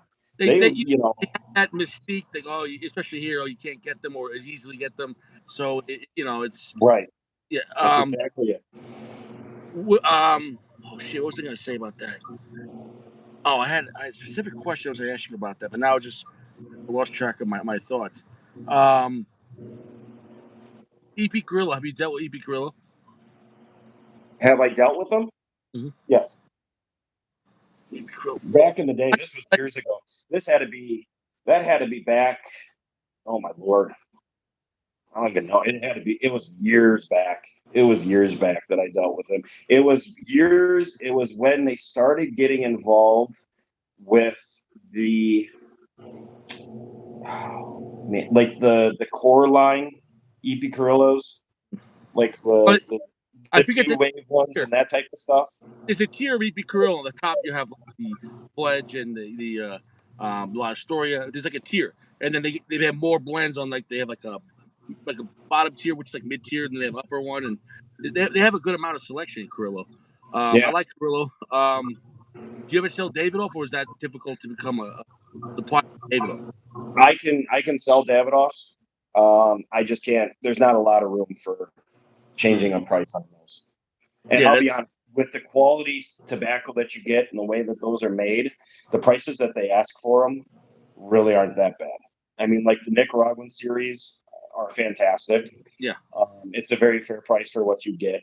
It's gonna be around Um, give or take. what's that? It's gonna be around $20 for the Nicaragua, or a little more or less. Yeah, I think it's around like 24 right now. Yeah, yeah. They're So not cheap, it's not but bad. it's very high quality. The Nicaragua, Yeah, David, huge fan. yeah. And the Dominicans, a lot of the mild cigar smokers enjoy the Dominican versions of them. Um, so there's not you can't really mess with their prices. They don't let you do a lot of stuff with them. No, so they have very big quality control, and on their branding. Um, Interesting with that. Hmm. Dude, it's like I'm having like brain fart after brain fart. It's I should have wrote that. I had a lot more questions for you. I should have wrote them down. Normally I'm more Oh, you're fine. I'll do yeah. this again with you. Don't worry about No, dude. I'm not even. You ain't going nowhere. it. Um, are you using matches for your personal stuff, or you don't care? Your jet lighter. Always matches. Yeah, Always matches.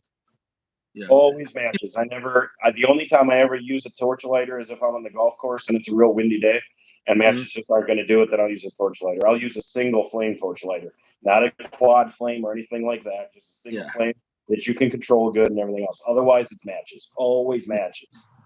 interesting. Do you carry? I mean, I know they sell in volume, so they're big sell. Do you carry Quorum cigars? I'm not a fan, but they do sell though. Of what cigars?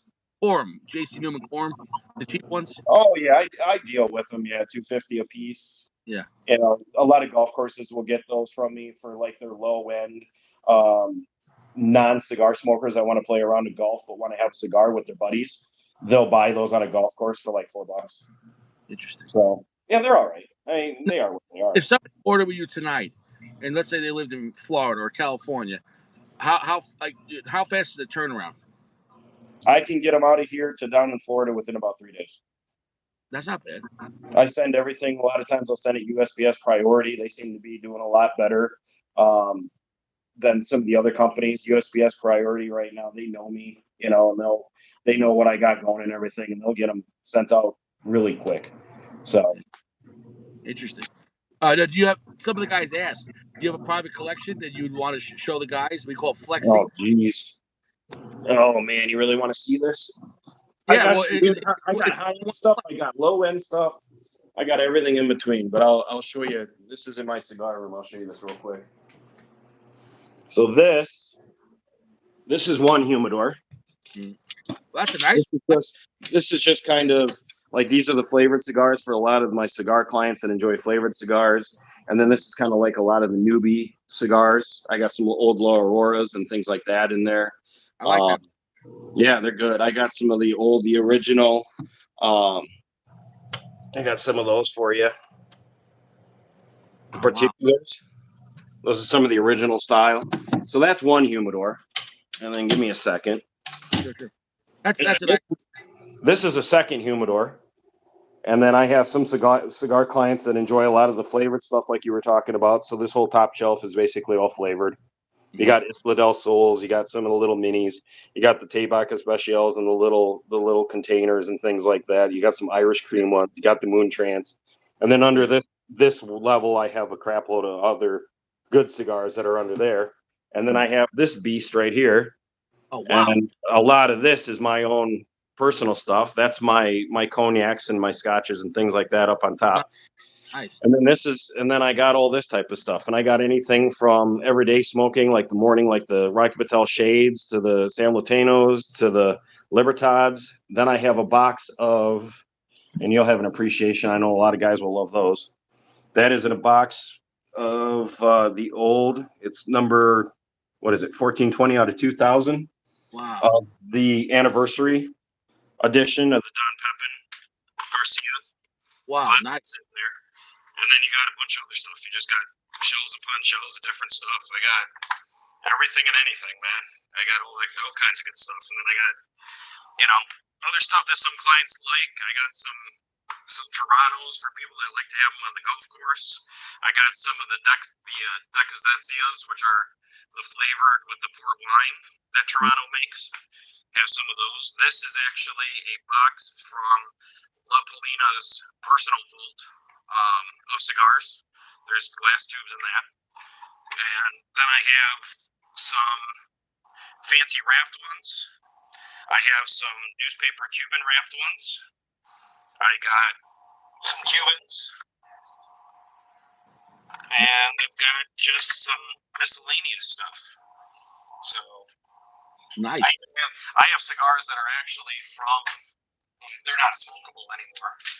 But I also have a box, which you can't find anymore, of the Borneo cigars from China. Wow. Those are actually laced with some other things that when you have one of those, it will make you high as hell. Wow. So those are pretty slick. Wow. I never even seen a Chinese cigar. Yeah, these are pretty cool. This is what they are. The Ragoon cigars are they're slick. Wow. Like I said, they're not smokable anymore. They kind of went past their period. This is from years and years back. Long time I've had these. So, and then I also have in a box on that bottom shelf, I have one Cuban cigar that right now people are willing to give me basically $500 for the one Cuban cigar, because it is one of the original first rolls. And I'll show you this real quick. You can see it. It's even its own little pack. But that is one of the first rolled cigars. Wow. It's hard to see, but yeah. So that's it there. That's a special occasion cigar. Yeah. Like, hey, I'm hanging out with Richie. That's that type of cigar. That's a nice home. Do you have people that will come to buy like at your house, or like you have like a retail store, or are you only selling through online?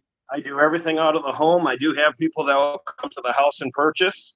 I have clients that will end up coming here, and so you can have your stuff shipped from Pennsylvania to your house, and they can pick it up there. Yep.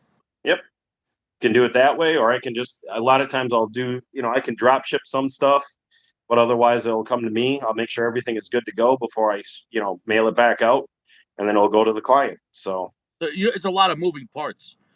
Who stays on top of your shit in Pennsylvania? Do you have employees there, or? There's basically, I got trying to think, 1, 2, 3, 4, 5, 6, 7, 8 guys in Pennsylvania that handle the warehousing stuff. Now, have you had them a long time, or do you see those guys come and go, or guys you could trust? Like, how has that been as a boss, having people you could trust? I've been with those guys for about 15 years. So you have a lot of trust with those guys. Yeah, you treat them like gold. I mean, it's so hard to find decent people these days. Yeah, well, just making sure people in your warehouse not stealing. That's right. Exactly. Because let's just say you think you have 30 boxes of Padrones, and you check your warehouse and you got, I don't know, 20. And you're like, what happened to these cigars? Yep. Every week on a Monday, I'll do inventory. I do inventory of the warehouse, make sure all the numbers are matching up with what I have in my phone or in my computer, and then I'll make sure that all my inventory here is good to go. And then I'll do my ordering on Tuesdays and Wednesdays. I'll have it in by Thursday and Friday, and then I'll take care of everything. Usually, like with clients on Fridays, Mondays, and Tuesdays, usually. And then the next week I'll just start all over again and just do it again. So I enjoy it. I mean, like I said, I'm not BSing. It's a very difficult company to be part of, or a corporation to be part of. It's something that you have to grow. You have to make a lot of connections. Um, Once you find those connections and you have everything set up, you need to keep them. You Yeah. know, your reputation in this business is number one priority. It Okay. doesn't matter. I mean, you can have the same cigars that I have. We could be selling at the same stuff. You could copy my, name your price stuff, and you could copy mine and start doing the same thing. But if your reputation between the product that you have, your customer service, and Yeah. how you do business is horrible compared to how I do it, everybody will drop you and they'll come to me. It's just all it comes down to, basically. Yeah. And you know how it is in these days and age with customer service. Well, because your reputation, if people have bad experience, they start going on whatever YouTube or the internet or Yelp or whatever it is, or some kind of cigar web, forum where guys are talking, and that stays on there forever. You know what I'm saying, though? Yeah. So, Yep. But I have no problem with anybody ever asking me any sort of questions about it. There is no such thing as a stupid question when it comes to this industry or cigars or anything else. have you? So people Feel, like, I'll get younger kids, that are starting to get into it, that'll say, this is a stupid question, but, how do you do this, or how does this happen, or how do you light a cigar? There's no stupid question. We've all been there. We've all started the same exact way, right. you know? There's also a lot of folklore. Oh, you're supposed to dip it in cognac, or you're supposed to, old stories they heard, or and Yeah. you know. Do you I also sell? love the guys. My favorite people are the guys that'll take the cigar. You're talking like a good high-end cigar. We'll take that cigar and we'll take it and they will sit there and go and Yeah, lick the whole cigar. yeah, Those are my favorite ones. yeah. That's terrible. Did you sell accessories like lighters and cutters? Is that profitable? It's okay. I do. A lot of times I'll do a lot of free stuff for a lot of my clients. So you'll get a lot of free cigars from me. You'll Mm. also get a lot of cutters and things like that from me, different lighters and stuff. I have companies that'll send me a lot of different promotional things. So I get a lot of free lighters and bags and ashtrays and things like that. So a lot of times what I'll do is I'll just turn around, and if you get some stuff from me, I might throw something in there for you for free. Um, it's okay, but there's so many companies that do the accessories because you don't need really anything license wise, special wise. You just need a retail license to Right. be able to sell the accessories and stuff. So anybody can do it. So how does that work with accessories? Do you have to buy them first, then sell them, or people give them to you on a contingent as you sell them, then you start paying them, or like a No, you gotta how I have to do it is I have to purchase them from a company. I purchase them from a company down in Florida who gets everything imported in from China and all that type of stuff. And then I'll buy them from them, and then will sell them to whomever. Same thing with cigars. You don't get any cigars on credit, right? Or is that possible or no? I have a couple companies that I have on credit, and they'll give me. I have credit with them that I'm able to do like emergency orders and stuff like that with. Yeah.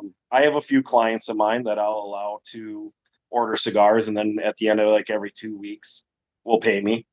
Yeah. So I trust people, and if you get cigars from me and you say, hey, listen, Jay, I don't get paid until next Friday. Can I pay you then? And I go, sure. I will send you your cigars so you can enjoy them, and you pay me, great. Then our relationship is It's fantastic. also a big promotion, meaning that guy's gonna remember that and he's gonna come back to you. You know what I'm Right, saying? right. Because But if nobody you don't do you don't pay for your product though, right. then you got to send the big boys in, and then they're Mm. going to have to come and hammer your pinkies off, and Yeah. it's just is how it is. They're going to have to get the money one way or the Yeah. other. Yeah. Where's my fucking money? Yeah, Yeah, exactly. becomes a That's casino situation. you put the head in the vice. Have you Yeah, had to deal with the you have a company, anybody could be rated on the business B&B, the Better Business Bureau. Have you had yeah. to deal with that or no? No, No. no. That's Better Business Bureau. The reputation back in the day used to be fantastic. If you were like an A plus with Better Business Bureau, that's all that mattered. That's all people cared about. If you were a D, your business was going to be up shit creek because it was rated a D with the better. Now the Better Business Bureau is it's and I I don't don't really it's don't see. still a legitimate company. It's just not as good as what it used to be. Now there's so many other places like online and everything else. Online reviews and things like that are actually will hit you worse than Yeah, any Better Business Bureau. You know? no, you're right. And I don't see cigar guys going, "Hey, Michael Hebel didn't burn right," But that's again, if a guy doesn't like your brand or your company, he'll talk trash about it to everybody he sees. So advertising goes both ways, and if you're good to him and he appreciates it, he'll talk great about it for the rest of his life too. So Yeah. how you treat people is the most important. And if Yep. there's a problem, like I've had issues with brands where I had a problem, and for the most part, they replaced the cigar and then some. And I said, no, I just want the one cigar. I pay for myself, and it didn't work. Could you just give me another one so I could review it accurately? Hmm. And they always did it. Now whether they did it out of fear because please don't review it bad, but that was never the intention. If I'm buying let's say a $12 cigar and it doesn't work, and I call them up and they mail me a couple of them, hey, that's gratis, but I didn't expect that. I just wanted the one. You know what I'm saying? Yeah. You Yeah. know, No, anytime anybody has issues with my cigars, which in the last 25 years that I've been in business, I think I've had one complaint, and that was a guy on a golf course that complained that they were too humidified, not dry, too humidified. Because the golf course at that time had him in one of those locked tight, basically like a gun case. yeah. Uh, and it was really keeping the cigars way too humidified in the summertime. It was causing a mess. And in And Florida, one of the customers complained about it. yeah. And I told the golf course, I said, just give him a new cigar. Just let him pick out another cigar. It's fine. It's not a big deal. That was really one of my only biggest complaints I've ever had, honestly. Yeah, that's the and if you're talking about in Florida, Florida's a humid place to begin with. So, Oh, if you keep yeah. you almost not to say you don't, but you don't need that much humidification down in Miami. No, no. It's like kind of like the cigar shops in Key West. The Mm. cigar shops in Key West, a lot of those shops you'll see keeping their doors open during the day because the humidity from outside will keep their cigars inside the shop in perfect humidity because it's just how it's set up down there. It's amazing in Key West.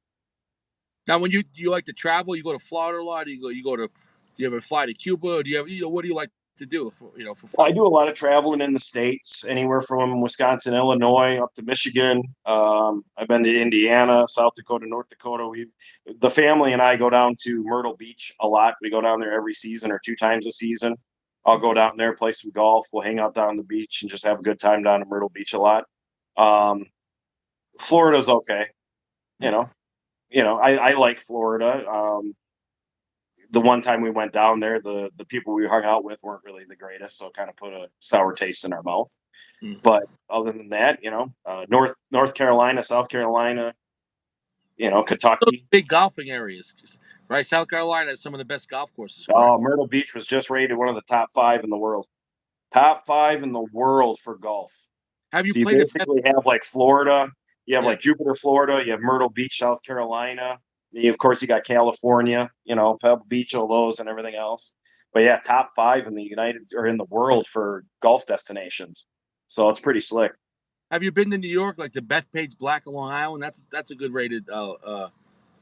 Yeah, and I've been more in the northern part of New York. My Mm, father and I, before my father passed away, had to deliver a huge humidor to a gentleman up in like northern New York. mm, So up in kind of like the hill countryside type area. yeah. And that was cool. But I've never been to New York City or anything like Oh, that. But Long I've been Island. through Boston. I've been through Boston. That was all right. Yeah, interesting. Now, when it comes to like say, because like any business is what you would call, I guess, buzz or trends. Do you follow that? And not that you say follow for a vanity reason, but do you follow it because it could be more sales? If you know a cigar is getting popular or gets a high rating, a cigar aficionado, whether you like it or not, it's irrelevant. Do you go, okay, this cigar is in the top 25. We need to start carrying more of Yeah. that because you're going to get Yep. people. You know what I'm Yep. saying? No? But I also will not take those top 25 cigars and I will not mark them up. You'll see Right. so many companies that'll take a top 10 cigar, and those cigars before they were rated top 10 would be say like $12, right? And then all of a sudden they hit the top 10 list. Now that $12 cigar is going for $18 because it's on a top 10 list. Yeah. I don't play that game. The I cigar see. is going to be the exact same price it was before. But yeah, Yeah. I'll watch what's popular and what's happening with the market. I check my competition every day. Yeah. You It's smart. I saw that happen in corporate stores here with the pledge. The pledge was $11, $12 at a lounge. when it really started getting popular, I see some places go up to 18.99. I'm like, come on, like Yep. you're gouging. That's why the only guy I use in town is a local guy. He's a single owner, no employees, limited hours. But this guy has he says he's only making $1 to $2 per stick, and in Colorado's high taxes, but still Mhm. like this Montecristo classic I got for 9.99. Reasonable. Other stores are selling the same thing for $16 because they're ripping you off. Well, and it's real simple. Basically, like the people in this chat, a lot of my other clients, things like the hardworking guys, the guys that bust their ass every single day and night to support their families or to pay mortgages and things like that. I give a lot of these type of guys a deal every time because there's other clients that I have that basically money is nothing. Money is no issue. They'll buy a $2,000 box of Cuban cigars and they don't care that they'll smoke through that box in a week because that's just what it is. So Do you have what I do is I base it a lot of times on that. I mean, it's not, I'm not trying to say that I'm taking advantage of like the higher, but kind of think of it like, and I kind of told you this on the phone. Think of it like Robin Hood. I'm doing good business with the people that have a crap load of money, and then I give the deals to and save the people that don't have a lot of money. I save them on the cigar cigars. You know what I mean? situations? But it's like that. This guy in New York used to say, I used to know this guy. He had a restaurant in New York, and he would never list his wine prices. And when people would come in, he'd always have someone say, "Oh, what kind of car do they pull in?" And he would know what kind of car they pull in, and he would just the same bottle of wine. He charge more or less depending. Because Nice. it depends. You know what I'm saying? No, so it's variable. So because some people have more play, some people don't. Whatever it is. Yeah. Um, but the trends thing is interesting because that's something, whether it's a new size or a new brand or a new blend within a brand. Um, there's always a new company coming out or a new, what I'm saying? There's some is I can't even, and I know a lot about cigars, but I know nothing. There's so many different cigars I never even heard of, and they might be great, but I'm only limited to what I can see at a store. The cigar pack that I'm sending you it has a lot of probably mom and pop shop type cigars that you Mm. probably never heard of. But I'm going to tell you what, you're going to love them. They're all Now, fantastic in their own way. who are they having them make their cigars? Like I'm saying, those kind of people. Uh, you mean what manufacturer is making the mom and pop Yeah, cigars? yeah, or is it like, Um, isn't there some manufacturers that just are set up to make it for like boutique brands, like maybe it's a yeah, small factory, and they'll just, hey, we'll make your cigars this week. We'll make you 1,000 boxes or whatever. You know what I'm saying? right. Yeah, like Oliva's big with that. AJ Fernandez is big with that, helping out like a lot of these smaller brands, and that's why it always says rolled or made at like the factory in Nicaragua. You know what I mean? It's not that the mom and pop have a own factory in Nicaragua. It's being done by somebody else, a big boy.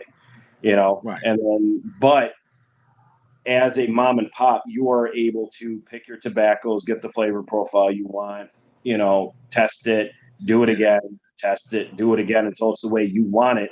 Then once it's the way you want it, then they'll do it. But yeah, you basically pay the big boys to roll your cigars for you because they have the capacity to do it. Have you seen any like major brands over time? How long did you do it? Almost 20 years, you said. 25 years.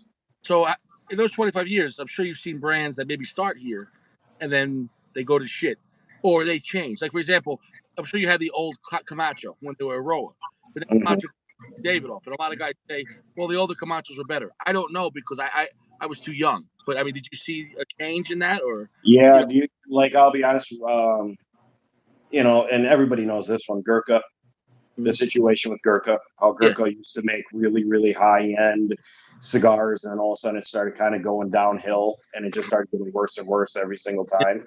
Another company that I've seen, which is kind of sad because I enjoyed them back in the day, was Padilla. Remember mhm, Padilla when Padillas were out?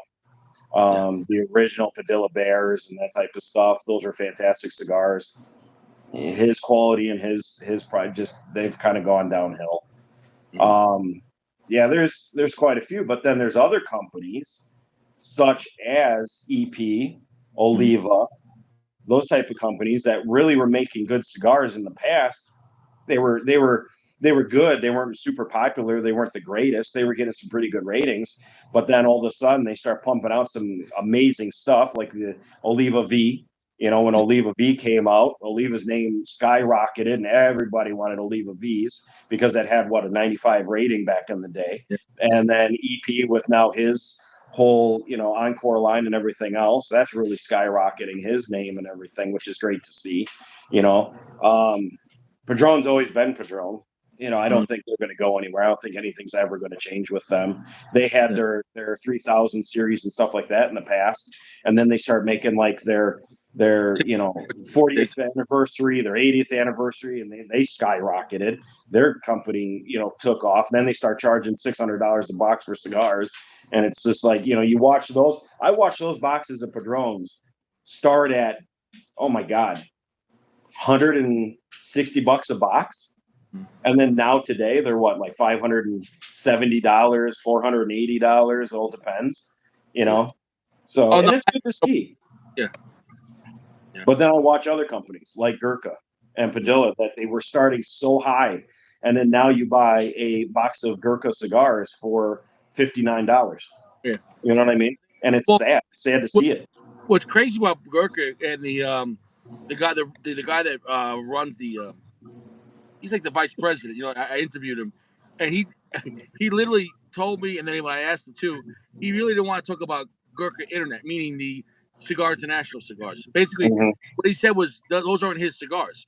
Back in the day, Hansodio sold the rights to a lot of names, and they Yeah, started making garbage cigars. So yeah, it is still Gurkha's fault, but it's Cigar International going, hey, do you want 30 Gurkhas for $29.99? And you're like, everyone's like, yeah, what I'm saying?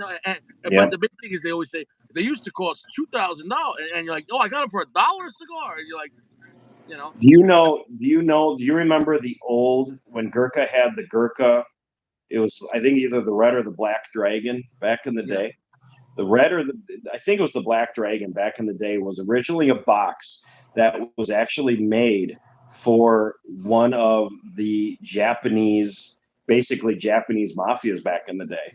And yeah, that box of cigars for like 20 cigars was selling for like $100,000.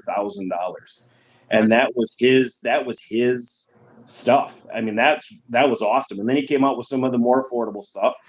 It's still expensive, but the fancy boxes and things like that. yeah, That was all his stuff, which was awesome.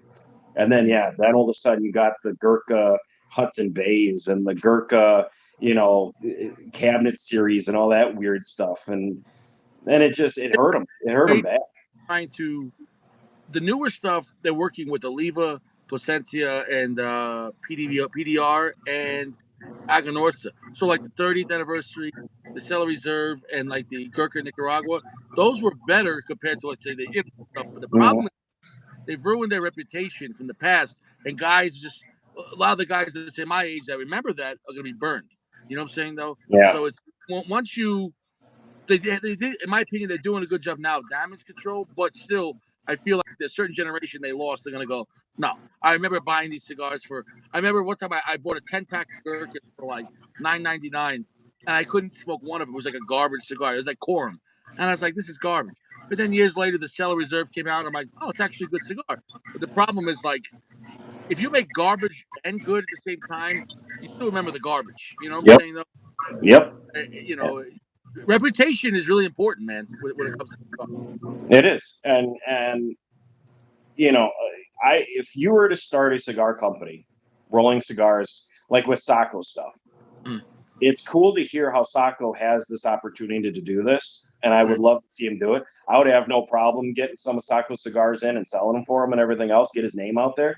But Yeah. the only thing that I recommend to anybody, and I tell this to a lot of people getting into the business, do not come out and start rolling cigars that nobody has heard of, trying to sell a box of cigars of 20 cigars of your brand for $600. It's not going to happen. You And got to I start. get that people want to try to make them prestigious and they want to try to make them all high end and everything else. Mm, But having your price be outrageous doesn't make a cigar high end.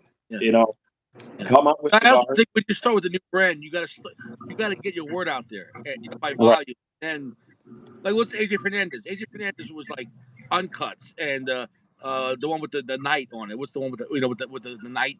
with with the medieval knights. They were cheap. Oh, the Eva Maria's. Yeah, Ava but Maria's.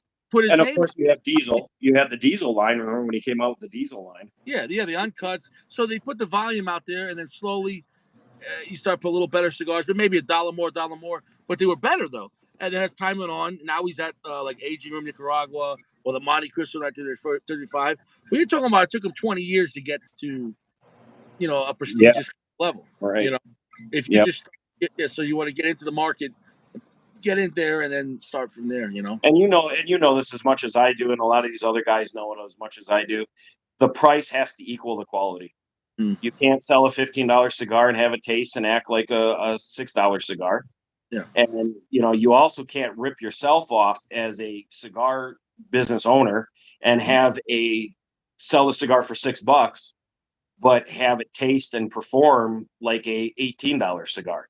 Because now Yeah. you're ripping yourself off and you're not making the money that you should be doing on it. Right. And then if you ever try to raise the price, that guy's gonna go, no, I used to pay this. So there's that Yep. balance act. You know what I'm saying? Yep, exactly. Yeah, right now the average is looking at an average of basically a premium cigar, everyday type cigar. A lot of these companies, it averages out to be about $10 a stick.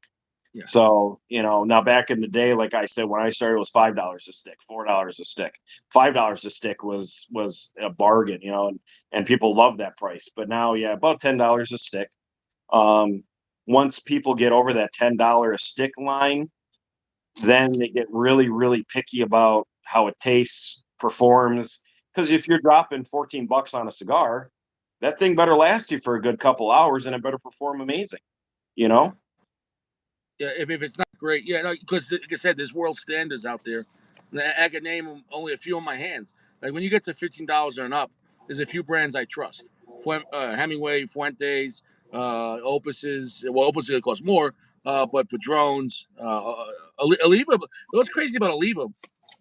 I get Olivas for $10, $11. The Milano V Maduros. That's their best cigar.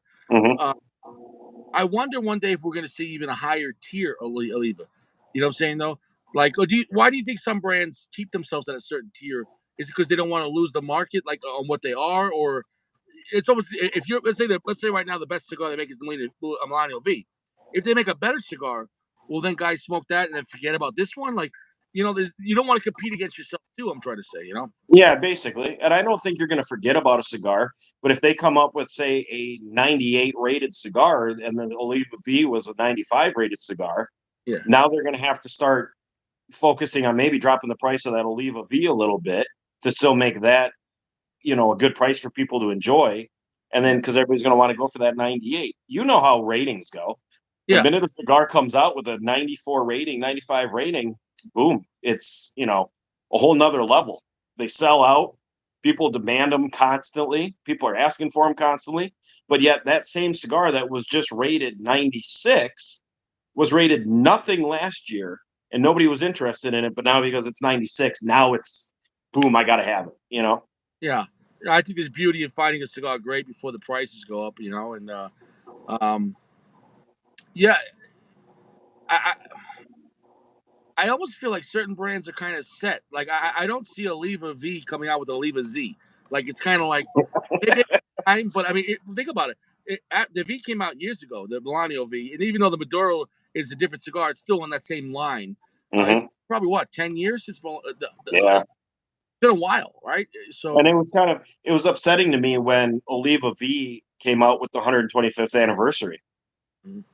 They had that. They were advertising that cigar. We were getting memos and emails about that cigar before it came out. We were all excited about it. Oh my God, they're coming out with a new Oliva V. They're coming out with a new Oliva V, and this is going to be amazing. And all that it was the ends up box, being, right? It was like this is yeah, what. yeah, and all it ends up being is it's an Oliva V done in a certain shape, a different shape, but it's still Oliva V, and they put a bottom piece on it that says 125th. Yeah, that But was it's still an Oliva V. It's the same. You can't do that. You can't get people hyped up and go, listen, we got a new cigar coming out. It's going to be amazing. It's going to be the great. And then people get all hyped and are waiting for it, waiting for it, waiting for it. And then all of a sudden, all it is just the same cigar rolled a different way with a different wrap or a footband on it, and then go, there you go. they And then should try to charge $600 for it. they could just made that a new size, not a special edition. Exactly. Special edition Exactly. made new size. I agree with you on that. Like for example, if you said Padron 26 or like a Padron 80th anniversary or 90th, there's a difference because it's not the same exact branding. So you understand that the family reserves are more expensive because they're more even higher quality, more expensive tobacco, more aging. So you understand why it costs more. If people don't understand why something's costing more money, they still might buy it one time, and then they're like, "Why the fuck am I doing this?" Yeah, You and know, that's the thing. Like with Padron, people have a hard time accepting the price of Padron cigars, 80th anniversaries, that type of deal. And what they don't understand is that he sits on tobaccos for 10, 12 years, eight yeah, years, 6 years. Um, and it's then we'll roll it. perfect Yeah, Padrones. yeah.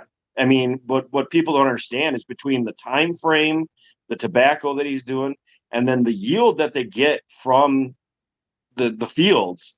People see these pictures of this huge field of tobacco and they go, oh my God, there's acres and acres of tobacco.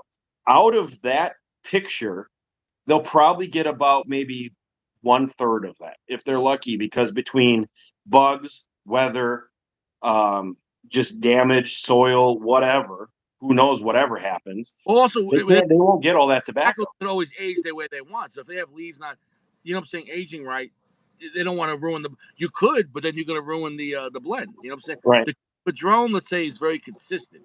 And There not just was, yeah, there was an issue a couple years back with cigar beetles. We were having problems with cigar beetles, and they started destroying crops and they started destroying people's boxes of cigars and things.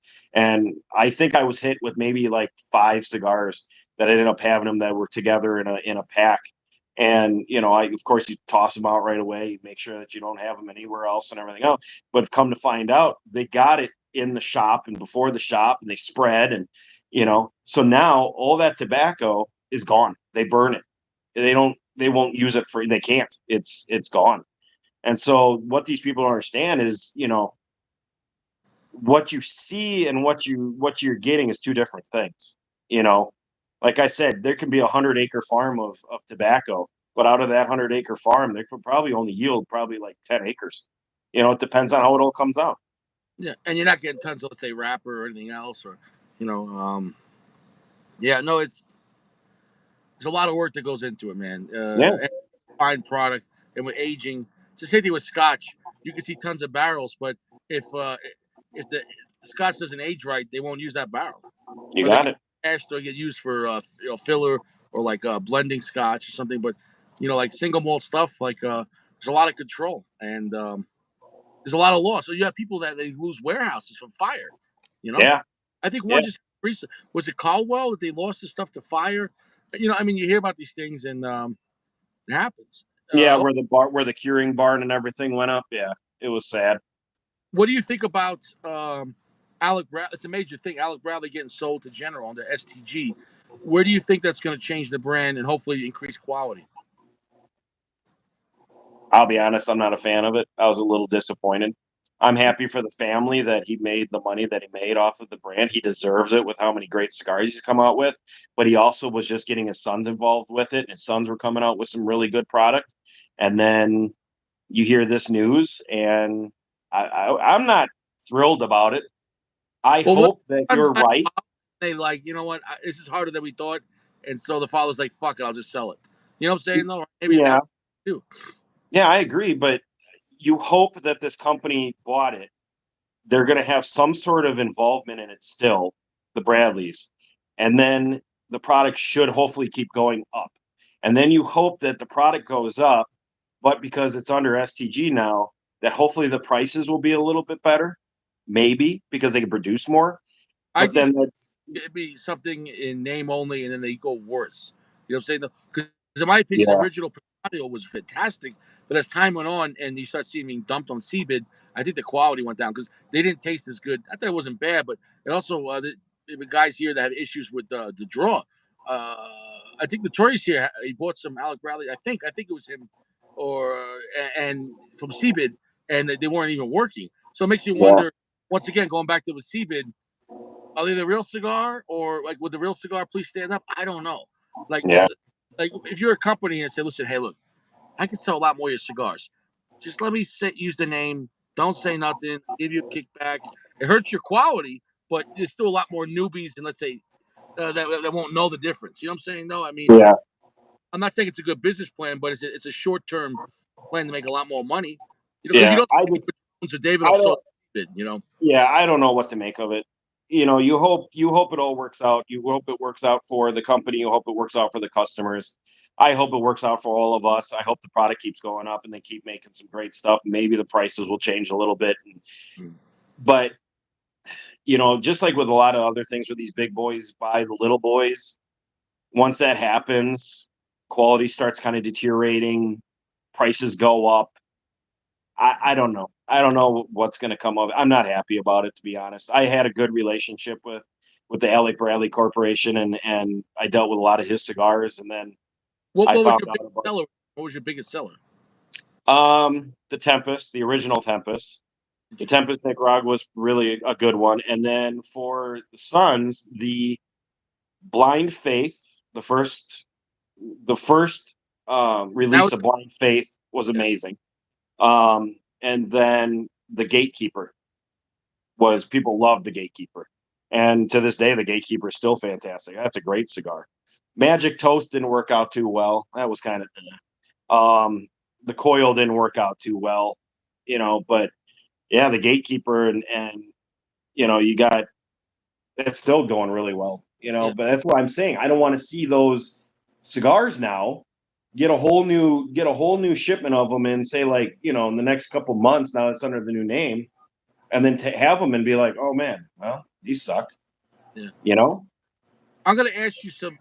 I'm gonna say the name of the brand, and I want to know what's their best seller. So let's start off with General Cohiba. What's one sells the most for you? Still the Dominican. The red dot. The Still- regular. yep, the red label, the red dot Dominican is still a hot seller. Okay. What And other? what's that? My father. Which one do you sell the most? My Father is, it used to be the My Father number 2.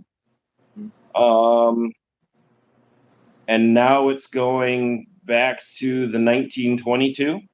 Oh, the Bijou. Yeah, that's a great Yep. cigar. So it's going back to that. And then under the My Father, also the San Cristobal line. The San Cristobal, the original San Cristobal, is still a hot seller. And that's on with Um, Ashton, but my father's making them, so it's like that. Like right. Ashton, Yeah. when they make cigars, they also have my. You know what I'm saying? Though it's like that whole Yeah. collaboration. You know, it's Yeah. Exactly. Yeah. what about Ashton? So with Ashton, what's is it the Symmetry? Is it the VSG? Like, which one do you sell the most? The ESG 21. And that's an expensive cigar. It is, but It's, it's been fantastic. yeah, And the recent ones that we just got actually have been awesome.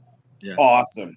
A lot of the guys here swear by it. They prefer it over the VSG. For me, I still prefer the VSG, but the ESG is not a cheap cigar, but it's that's a great Fuente cigar. It And is. Fuente, what's your biggest selling Fuente? Believe it or not, for every day, is the mm, probably the Cuban Bellicoso Sun Grown or the King Bee. Not a bad cigar. Yeah, and then the Magnum Rosado, the 44, 54. oh, 54, 54. Yeah, yeah, okay. So their sun grown sell a lot. Okay. What Yeah, about Padron? Padron is going back. We're seeing a big increase in I think it's the 1964. Hmm. That's a great cigar. Yeah. It's a great. So, and it's so much more in the Padron line, other than like the 2000s and things like that.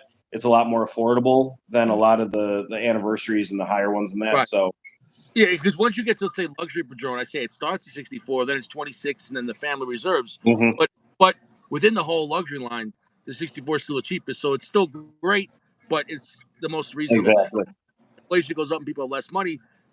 It's like it's a good compromise, you know. exactly. Yep. Nope. Yeah. You're right. What about AJ Fernandez? What's his biggest stuff that you sell? Oh Lord, AJ Fernandez. It was for a while. It was the Diesel Puro. Um, Now it's starting to kind of go back to the requums, the redos of like the bowl. and the Habano, that type of stuff. Hmm. And his new worlds. New worlds are pretty popular. Yeah, they're reasonably priced. Yeah. Yeah, Uh, they're not bad. this is Jay Menke.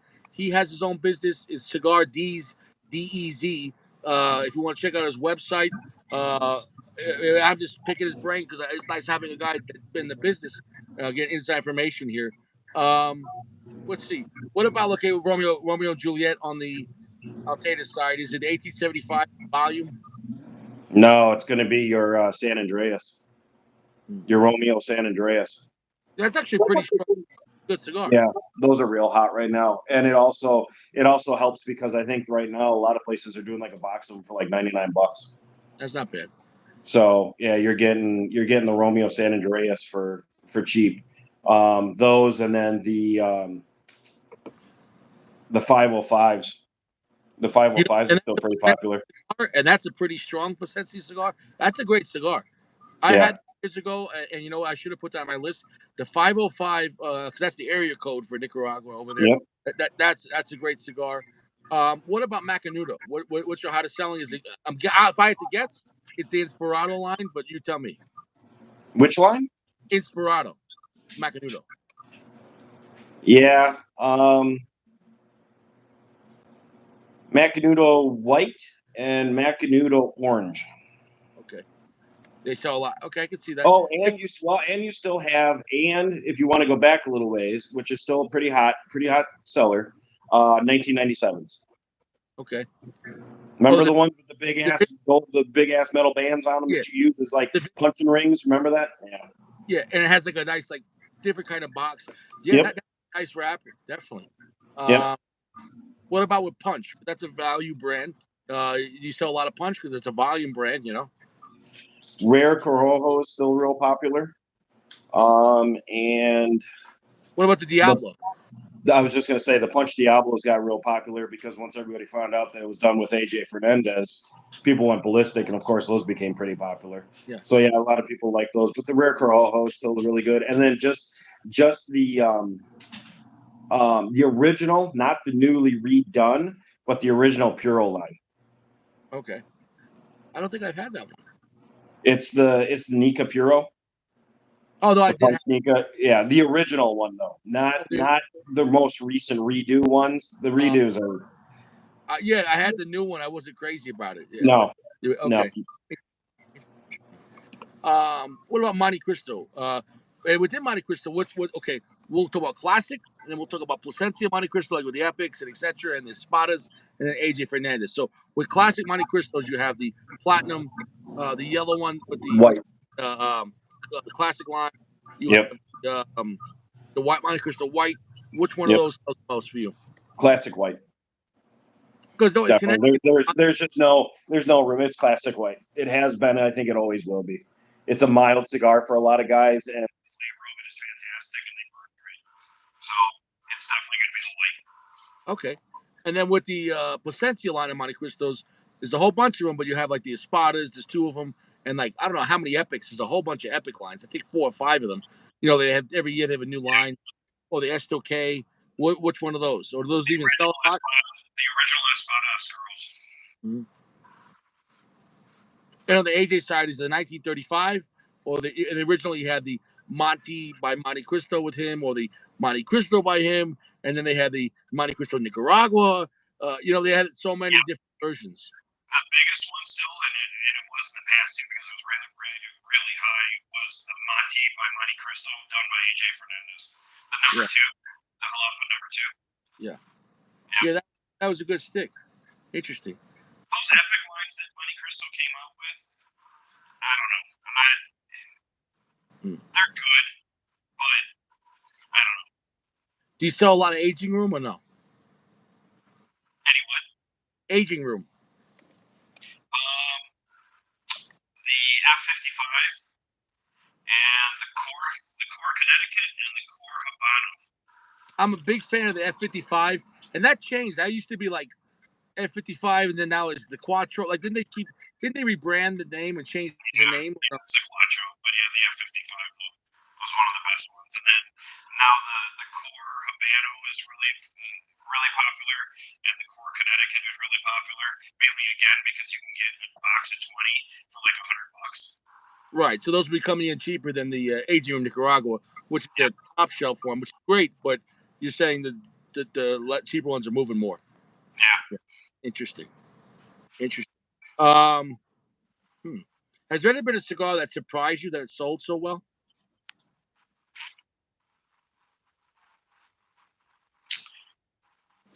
For the price and what they are, Hmm. the Davidoff Oros, The Oros. Those are expensive, they are expensive. and But they they are sold a lot. always in high demand and people always want them. And now you're talking a cigar that is basically, God, what, 50, $60 for one cigar, something like that? Hmm. And then the other popular one was Davidoff Royals. Remember the Davidoff Royals that came in a box of 10 for $1,000? What the Royal Release? Yeah, yeah, yeah. Yeah, yeah, those were real popular. And that got me. When those came out, people wanted those boxes of 10 for $1,000. And I said, listen, there's no room on these. I can't do anything with these. They said, Before fine. inflation went up, those were expensive. Now they're even more. I see those for $150 at lounges. When those came out, bro, I'm not gonna lie. I had two of them, in the Salomon and the Robusto. Some of the best cigars I had in my life. So is it worth the money? To me, it is. But it's like a special treat. You know what I'm saying? Though it's like, Yeah, you know, yeah. but I those. was just surprised though that I had such a high demand for them. For 10 cigars for $1,000, and people were like, give me two boxes. Yeah, You know, holy shit, really? yeah, yeah. That was a major release. Has any major release cigar came out that you invested in and it was a dud? Like, not saying it was bad, but it was bad in sales. Like, have you ever been stuck with cigars? Like, why the fuck did I buy these? And then also, what do you do then? Do you dump them for cheap? What do you do? So, okay, so first off, what has been cigars you invested in, and then you're like, well, for some reason, maybe it was the brand or people decided, you know what, fuck this brand, for whatever reason, you know? The most recent one to date that has been kind of shitty has been, believe it or not, the Cohiba Weller. The Weller. Okay, all right. So that one That's did. the Cohiba. It's the Cohiba cigar that has the Weller infused into the cigar. Yeah, it didn't The sell well. Weller, and at $25 a piece because you get a box of 10 in tubes. It looks nice. Um, People would have one. They would pay $25 for it. They would have one and go, it doesn't taste like much. It's really not anything great. And then that was kind of the loss of it. So So I that's was getting is it. rid of those. I was getting rid of those for $12 a piece. Wow. So there's a difference between like what is good or what is great, and also what people say is good and great too. Sometimes they match up. Sometimes you're like, oh, I thought this would have sold, or sometimes you're like surprised. Wow, this is selling that crazy. There is so many variables. You know what I'm saying though? Yeah. Yeah. And it's a really unpredictable market. I mean, like I said, the rating system has a lot to do with it. Yeah. You can have no name cigars out there, and all of a sudden, one of the raters of cigar aficionado, whoever, will end up smoking one, and then they'll go, "Oh my god!" and they'll rate it 93. And guess what? You better be ready as a company to start producing those suckers because those things are going to sell out within a day. Right. Within a day.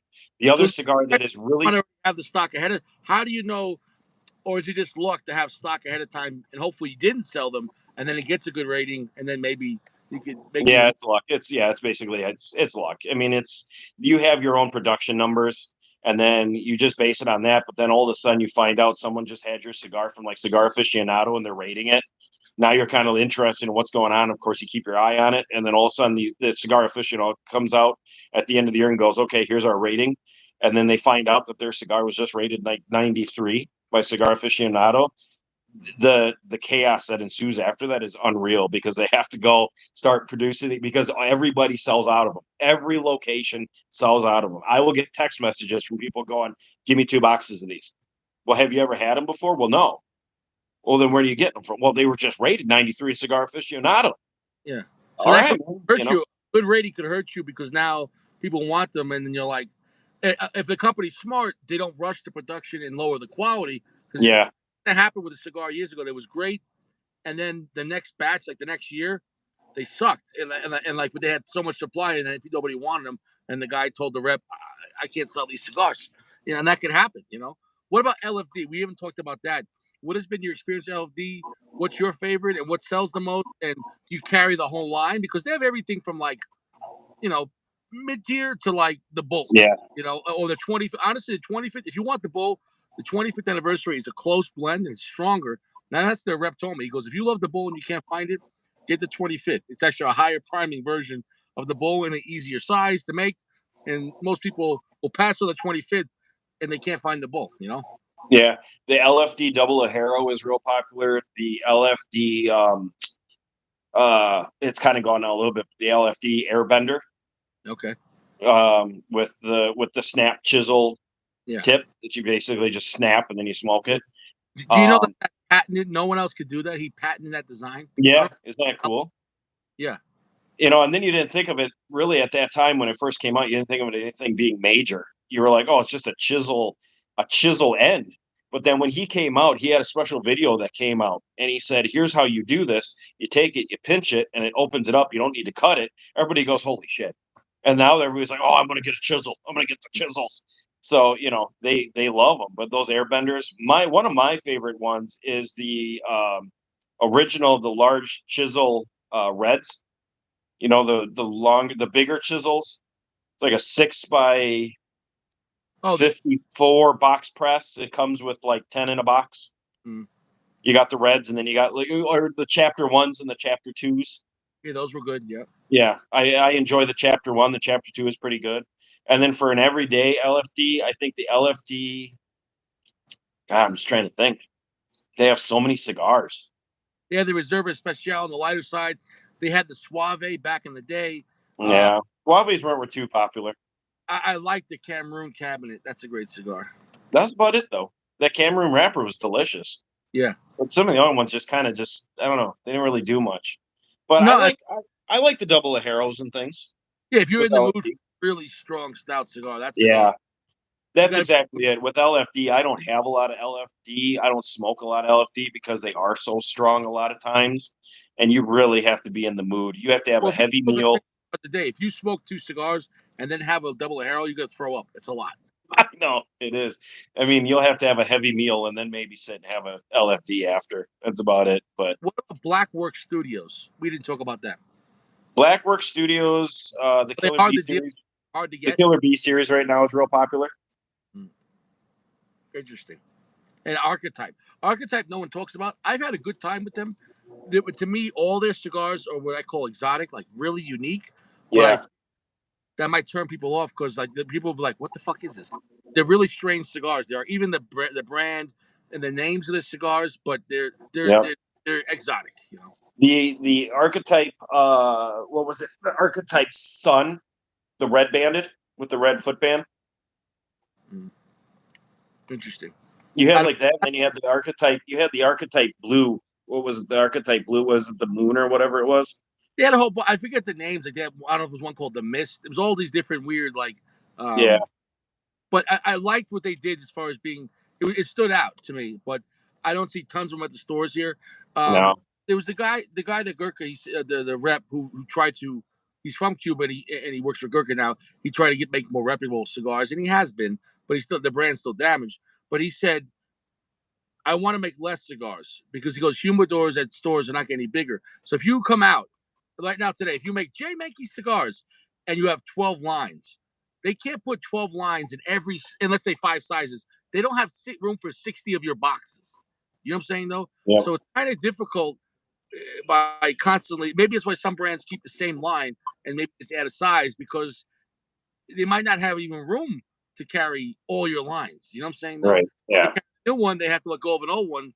You know, Yeah. and Right now the H Upman line is doing really well too. H H, Upman and AJ Fernandez. H Upman is going really well. that's one of his best collaborations. I feel everyone was good. The Linea, Finkle Linea, Yeah. uh, and the 175. Holy shit, that almost killed me. That was so strong, but I saw you do that review, and then you said, "Don't nobody mention it anymore. Nobody's talking about the because 175 anymore." it's very when you kick Richie's ass. I remember it, but I couldn't believe, and it wasn't even that dark. But I couldn't from like the first few minutes. It's kind of like, let's say if you were sparring with someone and you don't want to back down, but you realize this guy's above my league, and you're like, I'm gonna get my ass kicked tonight. You know? and, and that one was like that. Upman is. Oh, I like the Upman Bank. What's that bank? That's the regular banker, but Herman's Batch. Oh, Herman's Batch, yeah. That was Yeah, a cool. Herman's Batch is really good. The H. Upman, oh my gosh. The Spanish. Trying to remember what the hell the name of it is. The Spanish line. Which one? Oh, the Jose Mendez or no? No. That was a good one too. The Jose Mendez. Yeah. No, I'm trying to think of what they name it. But anyway, that's a pretty good one too. So.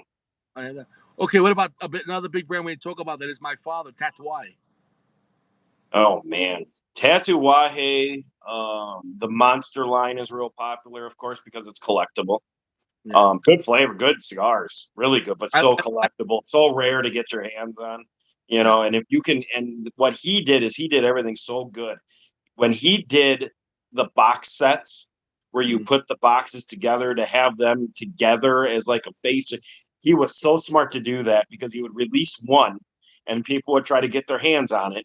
And then, yes, I got it. And then all of a sudden he would go, oh, a second one's coming out. And you could not for the life of you get your hands on those. But the people that could, now you have a box set. So now that box set is worth 10 times more than when you just bought the boxes individually because you put them together. And if you kept those sealed, you could resell those cigars for an outrageous amount of money. Interesting. Well, he had the Christmas. He had the new one for Christmas one. The I think the 21 and 22 Christmas ones came out at the same time because he didn't release the year one before because of COVID, whatever it was, the shipping, whatever. So basically, this year I saw two versions. The 20 it was 21 and 22 Christmas, but the 21 just had an extra year of age, just sat.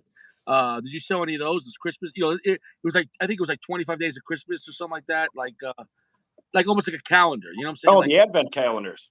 yeah. Yeah, I really honestly don't sell many of those. There's not a lot of guys. I'll have wives that'll get them for their husbands, that type of stuff for fun Christmas gifts, but that's about it. The funniest one is the Tatuaje tattoo, because if you know what Tatuaje means tattoo. Right. So it's So now tattoo. you have a cigar that says tattoo, tattoo. Yeah. Yeah. So that was always fun when he came out with that one. Yeah. Um, I like their broadleaf. The Tatuai broadleaf was good. yeah, those are good. But I haven't. He had some higher end ones that I don't think I really got into. Like, they get to that $20 mark, and I was like, I don't know. I'd rather have a $12 my father. So I don't know. Yeah, you want to have an awesome cigar it's going to be more powerful. The flavor of it is unreal though. And for what it is really good. Try to get your hands on the Alec Bradley double broadleaf that they just came out with. I didn't try that one because I didn't give it a chance. It was good. Try it. Yeah, I'll try it. I'll have to I try want that. I want your review on the double. If I see, try it. If you can't get your hands on any there, let me know and I'll give you one. I'll look for it because I think I did see it, but I passed. Okay. What about CLE? I never got into CLE. It's a mystery brand for me. What's your feelings on it? And have you sold a lot? I have some CLEs here, and no, I don't sell a lot. I enjoy CLEs. They're basically known as the tissue paper cigars because all CLE does is put tissue paper on every single one of their cigars with CLE on it. That's what they're known for. I don't really sell a lot of them. I'll put them in a lot of people's packs to see if they'll enjoy it or if they want them in the future.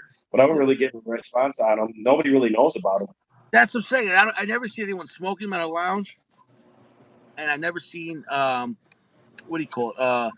Like just not to say buzz, but you know what I'm saying. Like, or even when I go to a store, Yeah, they'll have a box. So how do you even know what the brand is? Like, what is this? You know what I'm saying? No. yeah. Like Oh, I have some CLE. I have some CLE Habanos here. I mean, they're good. They're good. They're a box press cigar. yeah, They're a good cigar, but yeah, a lot of people just don't know about them. yeah. Is it CLA or is it Clay? Clay. You know, Yeah, Clay. Clay. Maybe we're all saying the name wrong. I don't know. Right? Find out Yeah. it's Clay. What about the new?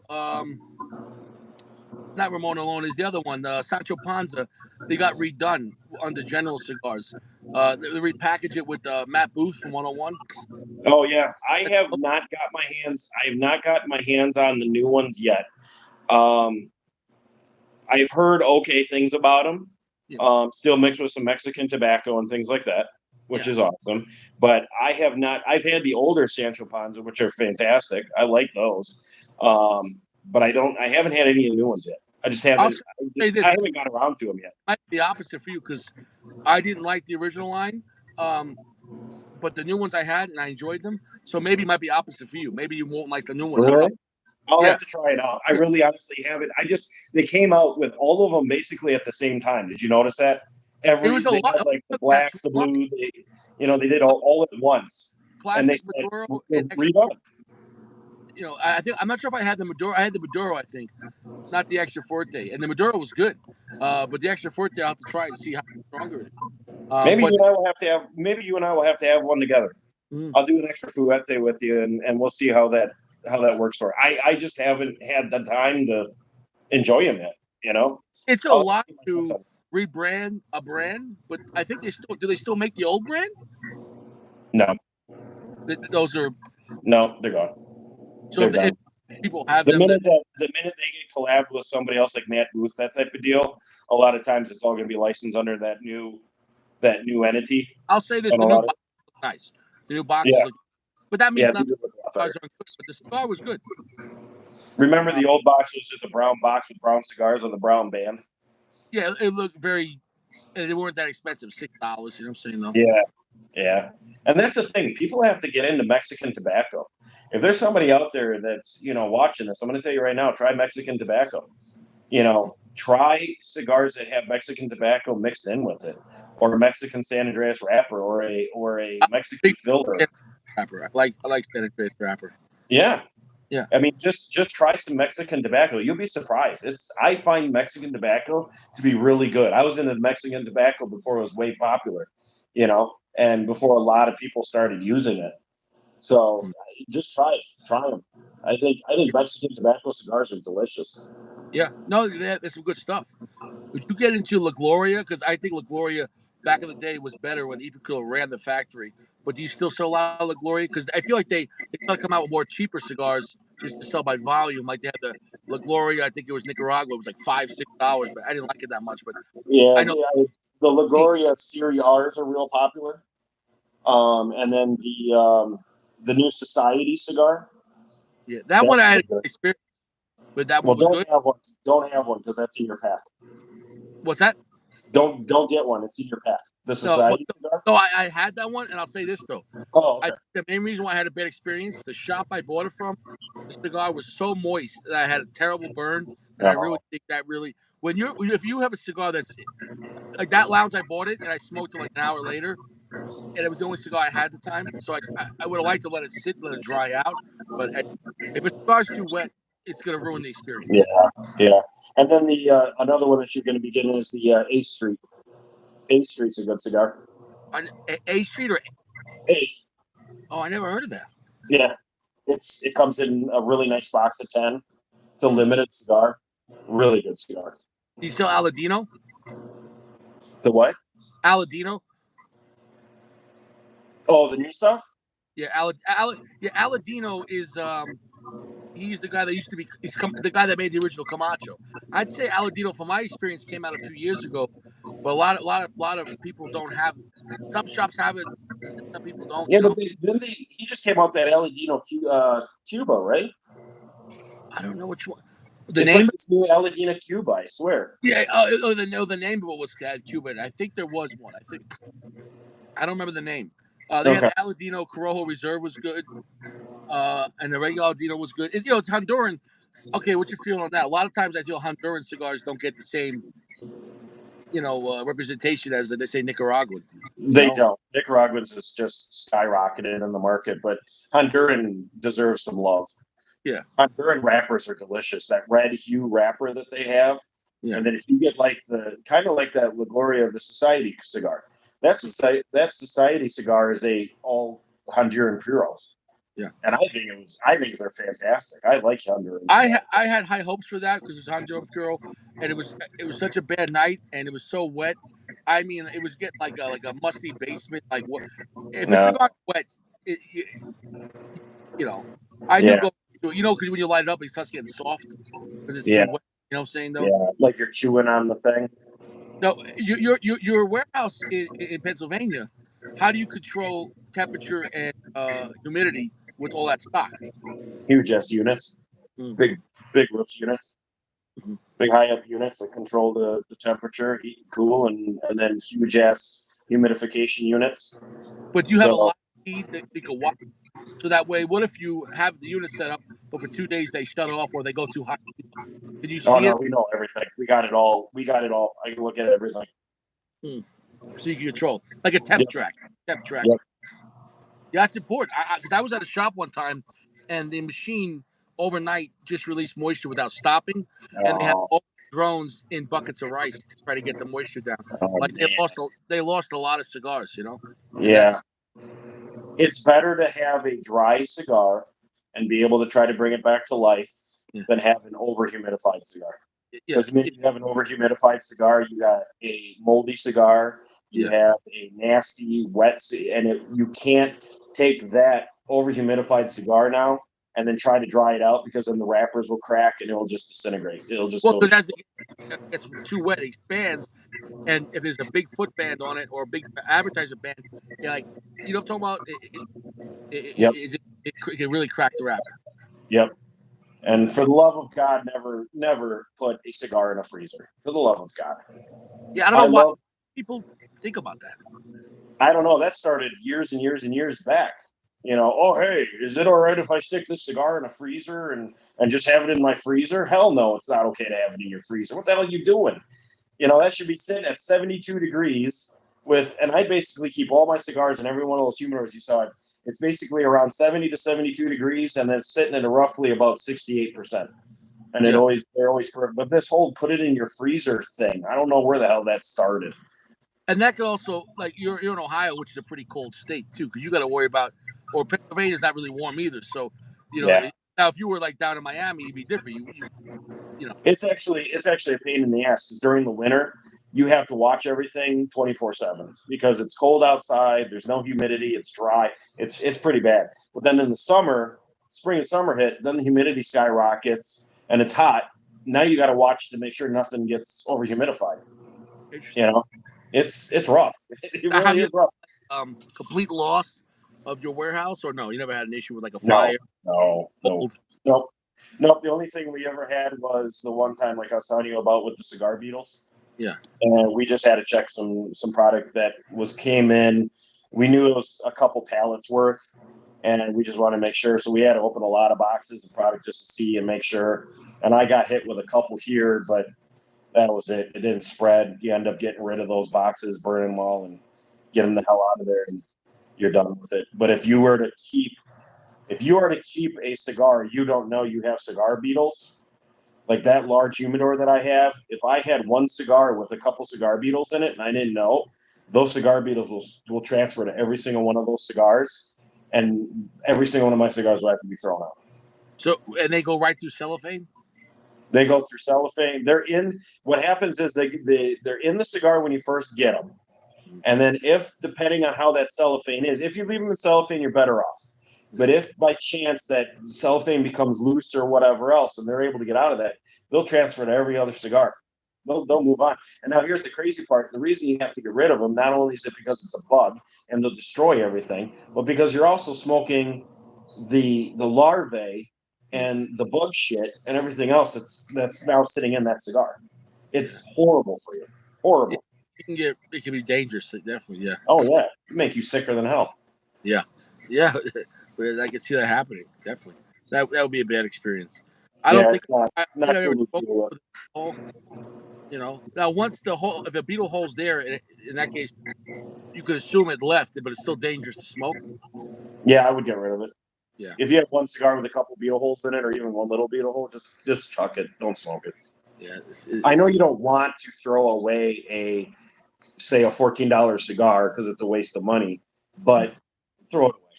Don't smoke it, or take it back to the place that you got it from and yeah, let them know, and then get it replaced with something. yeah, But I also have a lot of people that will actually mistaken sunspots with cigar beetle spots.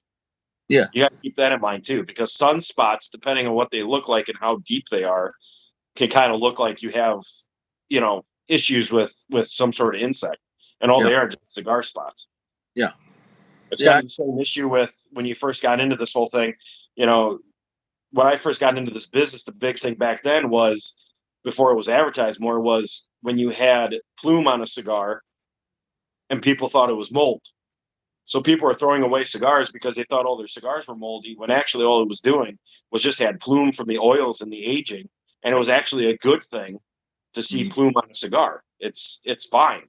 There's a big difference between mold and plume, you know. Yeah. What about you see like in New York, a lot of those like family run businesses that are in lounges, they'll have just like the stand up humidors, but they'll put like phosphorescent lights in there, and they'll turn wrappers like white. You know what I'm saying, from the lighting. Did you ever see that? Like, so No. basically, so let's say you took like a Montecristo Classic, which is like a light brown looking wrapper. Mhm. If it's in there long enough, it becomes almost like uh, like almost like white, like a piece of paper.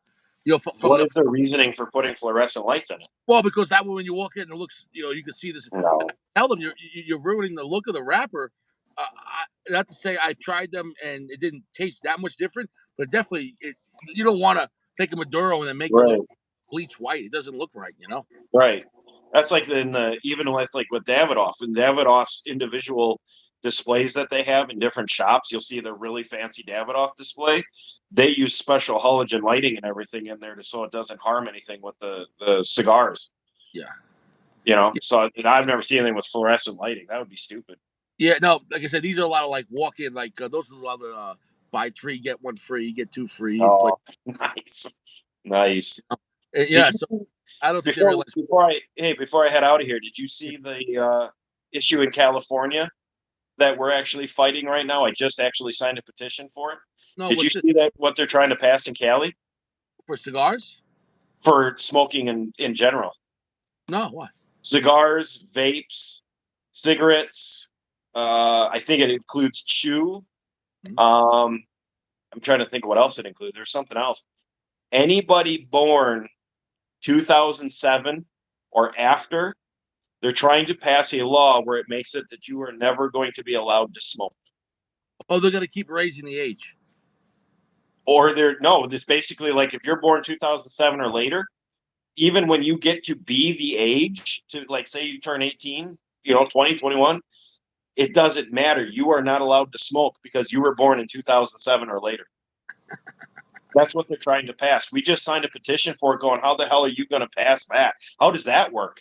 So you're telling me anybody born 2007 or later, even when they get to be the age to be able to do whatever the hell they want to do, they're not allowed to smoke. And if you're caught smoking, even though say you're 23 and you're caught smoking, you can be fined and put in jail. Well, that's California. As far as their laws are so great, they have so much gangs and problems with homeless, and they're worried about a Monte Cristo. That's insanity. That's insane. I know. That- I know. that- It'd be basically like saying somebody like for drinking. It'd be the same thing. If you're born 2010 and later, you no longer can drink, no matter how old you become. If you were born 2010 or later, you can no longer drink. And if you are found with a drink, you can be fined and put in jail. Why don't you say if you're in California, just say I'm not smoking the cigar. I'm aborting the cigar. It's an abortion. I'm destroying the cigar.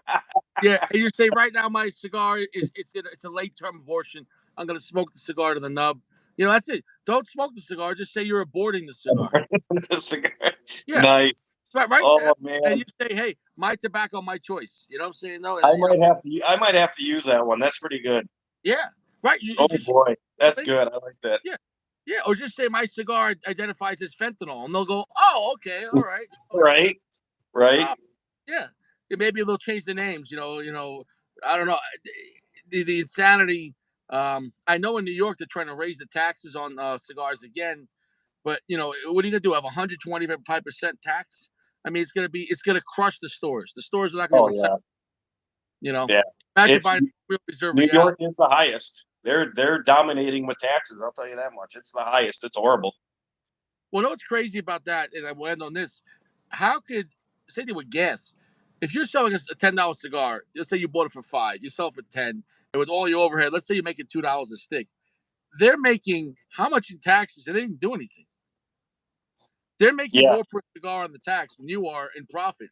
In a way, you're you're you're going to work every day just to give them the money. I've heard numbers as high as triple. Yeah, I've heard, and what I mean by that is basically if I'm making $2 a cigar for my off my purchase to then selling to you on a $10 cigar, and I'm making $2. But then yeah, once you add the taxes on there, they're basically making six. yeah. It's great because, for example, when the guy at the shop told me, let's say a whole box cost him 100, and let's say the time the taxes were 75% in New York, he's got to pay 175 for the box, but Hmm. then got to make profit, and then when you buy the cigar is sales tax. Hmm. Because tax is separate than the luxury tax on cigars. Let's say in New York.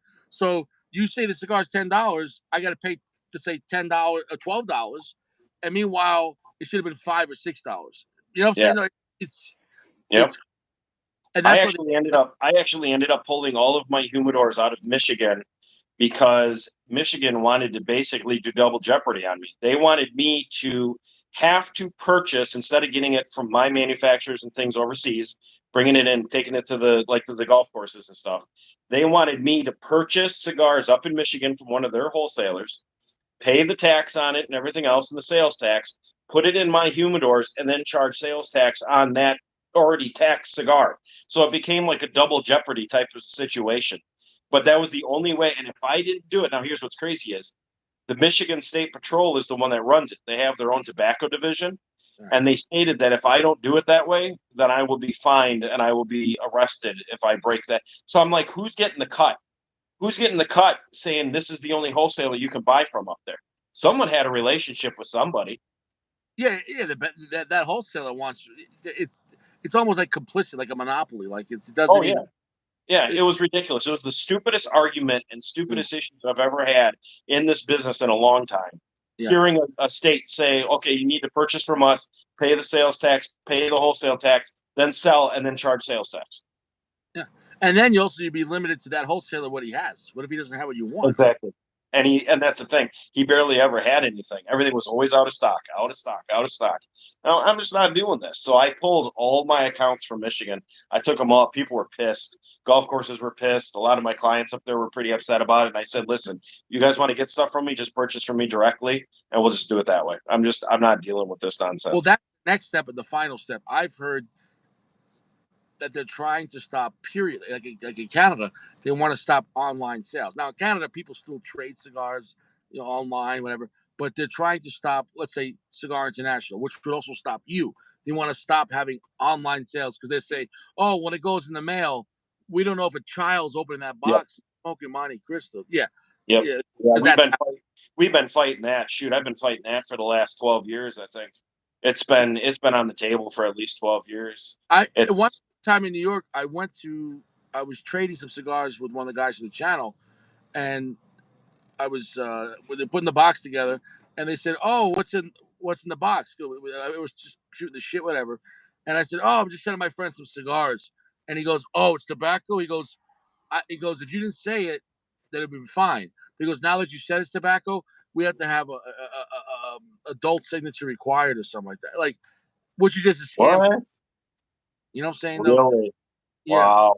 and The that other maybe issue that we're having now, that y- yeah, the other issue we're having now is companies like FedEx and UPS and DHL are all going to start, they don't want to deliver tobacco products anymore. So I can use like priority mail is just fine still. They're not really saying anything about a regulation, but UPS, FedEx have talked about it, DHL have talked about it. They're going to make it where they basically don't want to ship tobacco products. So if they scan a package, well, first off, they won't even go to any shops to pick up anything to deliver it to people. And number two, if they scan something and the name comes up as something tobacco related, they won't deliver it. They won't have anything to do with it anymore. And I don't understand how the hell they're going to do that either. So you're gonna have to rename it as like decorative leaves. Yep, exactly. Put it in a humidor box. Yeah, You know, yeah. one No, large no, desktop humidor. it's a jewelry box. It's a jewelry box. That's To it. do that too. Yeah, Yeah, it's so sad the dumb shit that we have to try to do over cigars. yeah, Cigars, you yeah. know? It's all about control. It's all about the money. Because I remember even with the online stuff, you never had to pay tax. But then didn't they start? I think it was even CBID. They started charge like that. Like let's say it needs orders to New York State, you'd have to pay New York State tax. So let's say it came from Pennsylvania, but then they started collecting tax for the state it was going to. Excess tax. It's basically like an excess tax. You have your sales tax. You have the tax that's from the, like, say mine will say Ohio tax, and then it'll be state tax or sales tax, and then you have excess tax. Yeah, but taxes make the tobacco taste better. They infuse with the tobacco. Yeah, yeah, they don't. Yeah, Yeah. If only that was the truth, man. Every cigar that we would have would be absolutely delicious. yeah, Delicious. yeah. I think Drew Estate's making a new acid cigar. It's infused with taxes. They're just infusing it. It makes it taste better. That's hilarious. Did you see, Yeah, speaking of Drew Estate, did you see their new product that they just came out with? I think it's the M81. It's Drew Estate, the blackened oh yeah, that's the one they did with Metallica. right. Yeah, I that haven't tried. cigar I've is one seen of the it. cigars that have been flying off shelves just because that cigar is associated with Metallica. Yeah. That cigar has been sold out. It will come to our access within 5 minutes. Every place it's all sold out. They're gone. They're gone Are they because of even it being good though? associated with Metallica. Have you tried it? Is it good? I have. It's delicious. Yeah. They're really, I'll have to give it a chance. really, you would. Oh, oh, do we lost? I thought you lost battery there. Not losing battery. Yeah, it's getting low. They're trying to Well, disconnect me. yeah, I can barely hear that too. It's like we lost connection, and now it's like a bad audio. Yep, they're trying to disconnect us.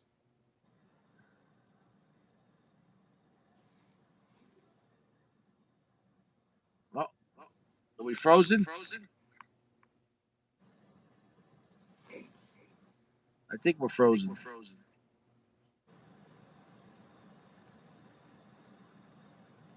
I don't know if you're moving it slow or it's frozen.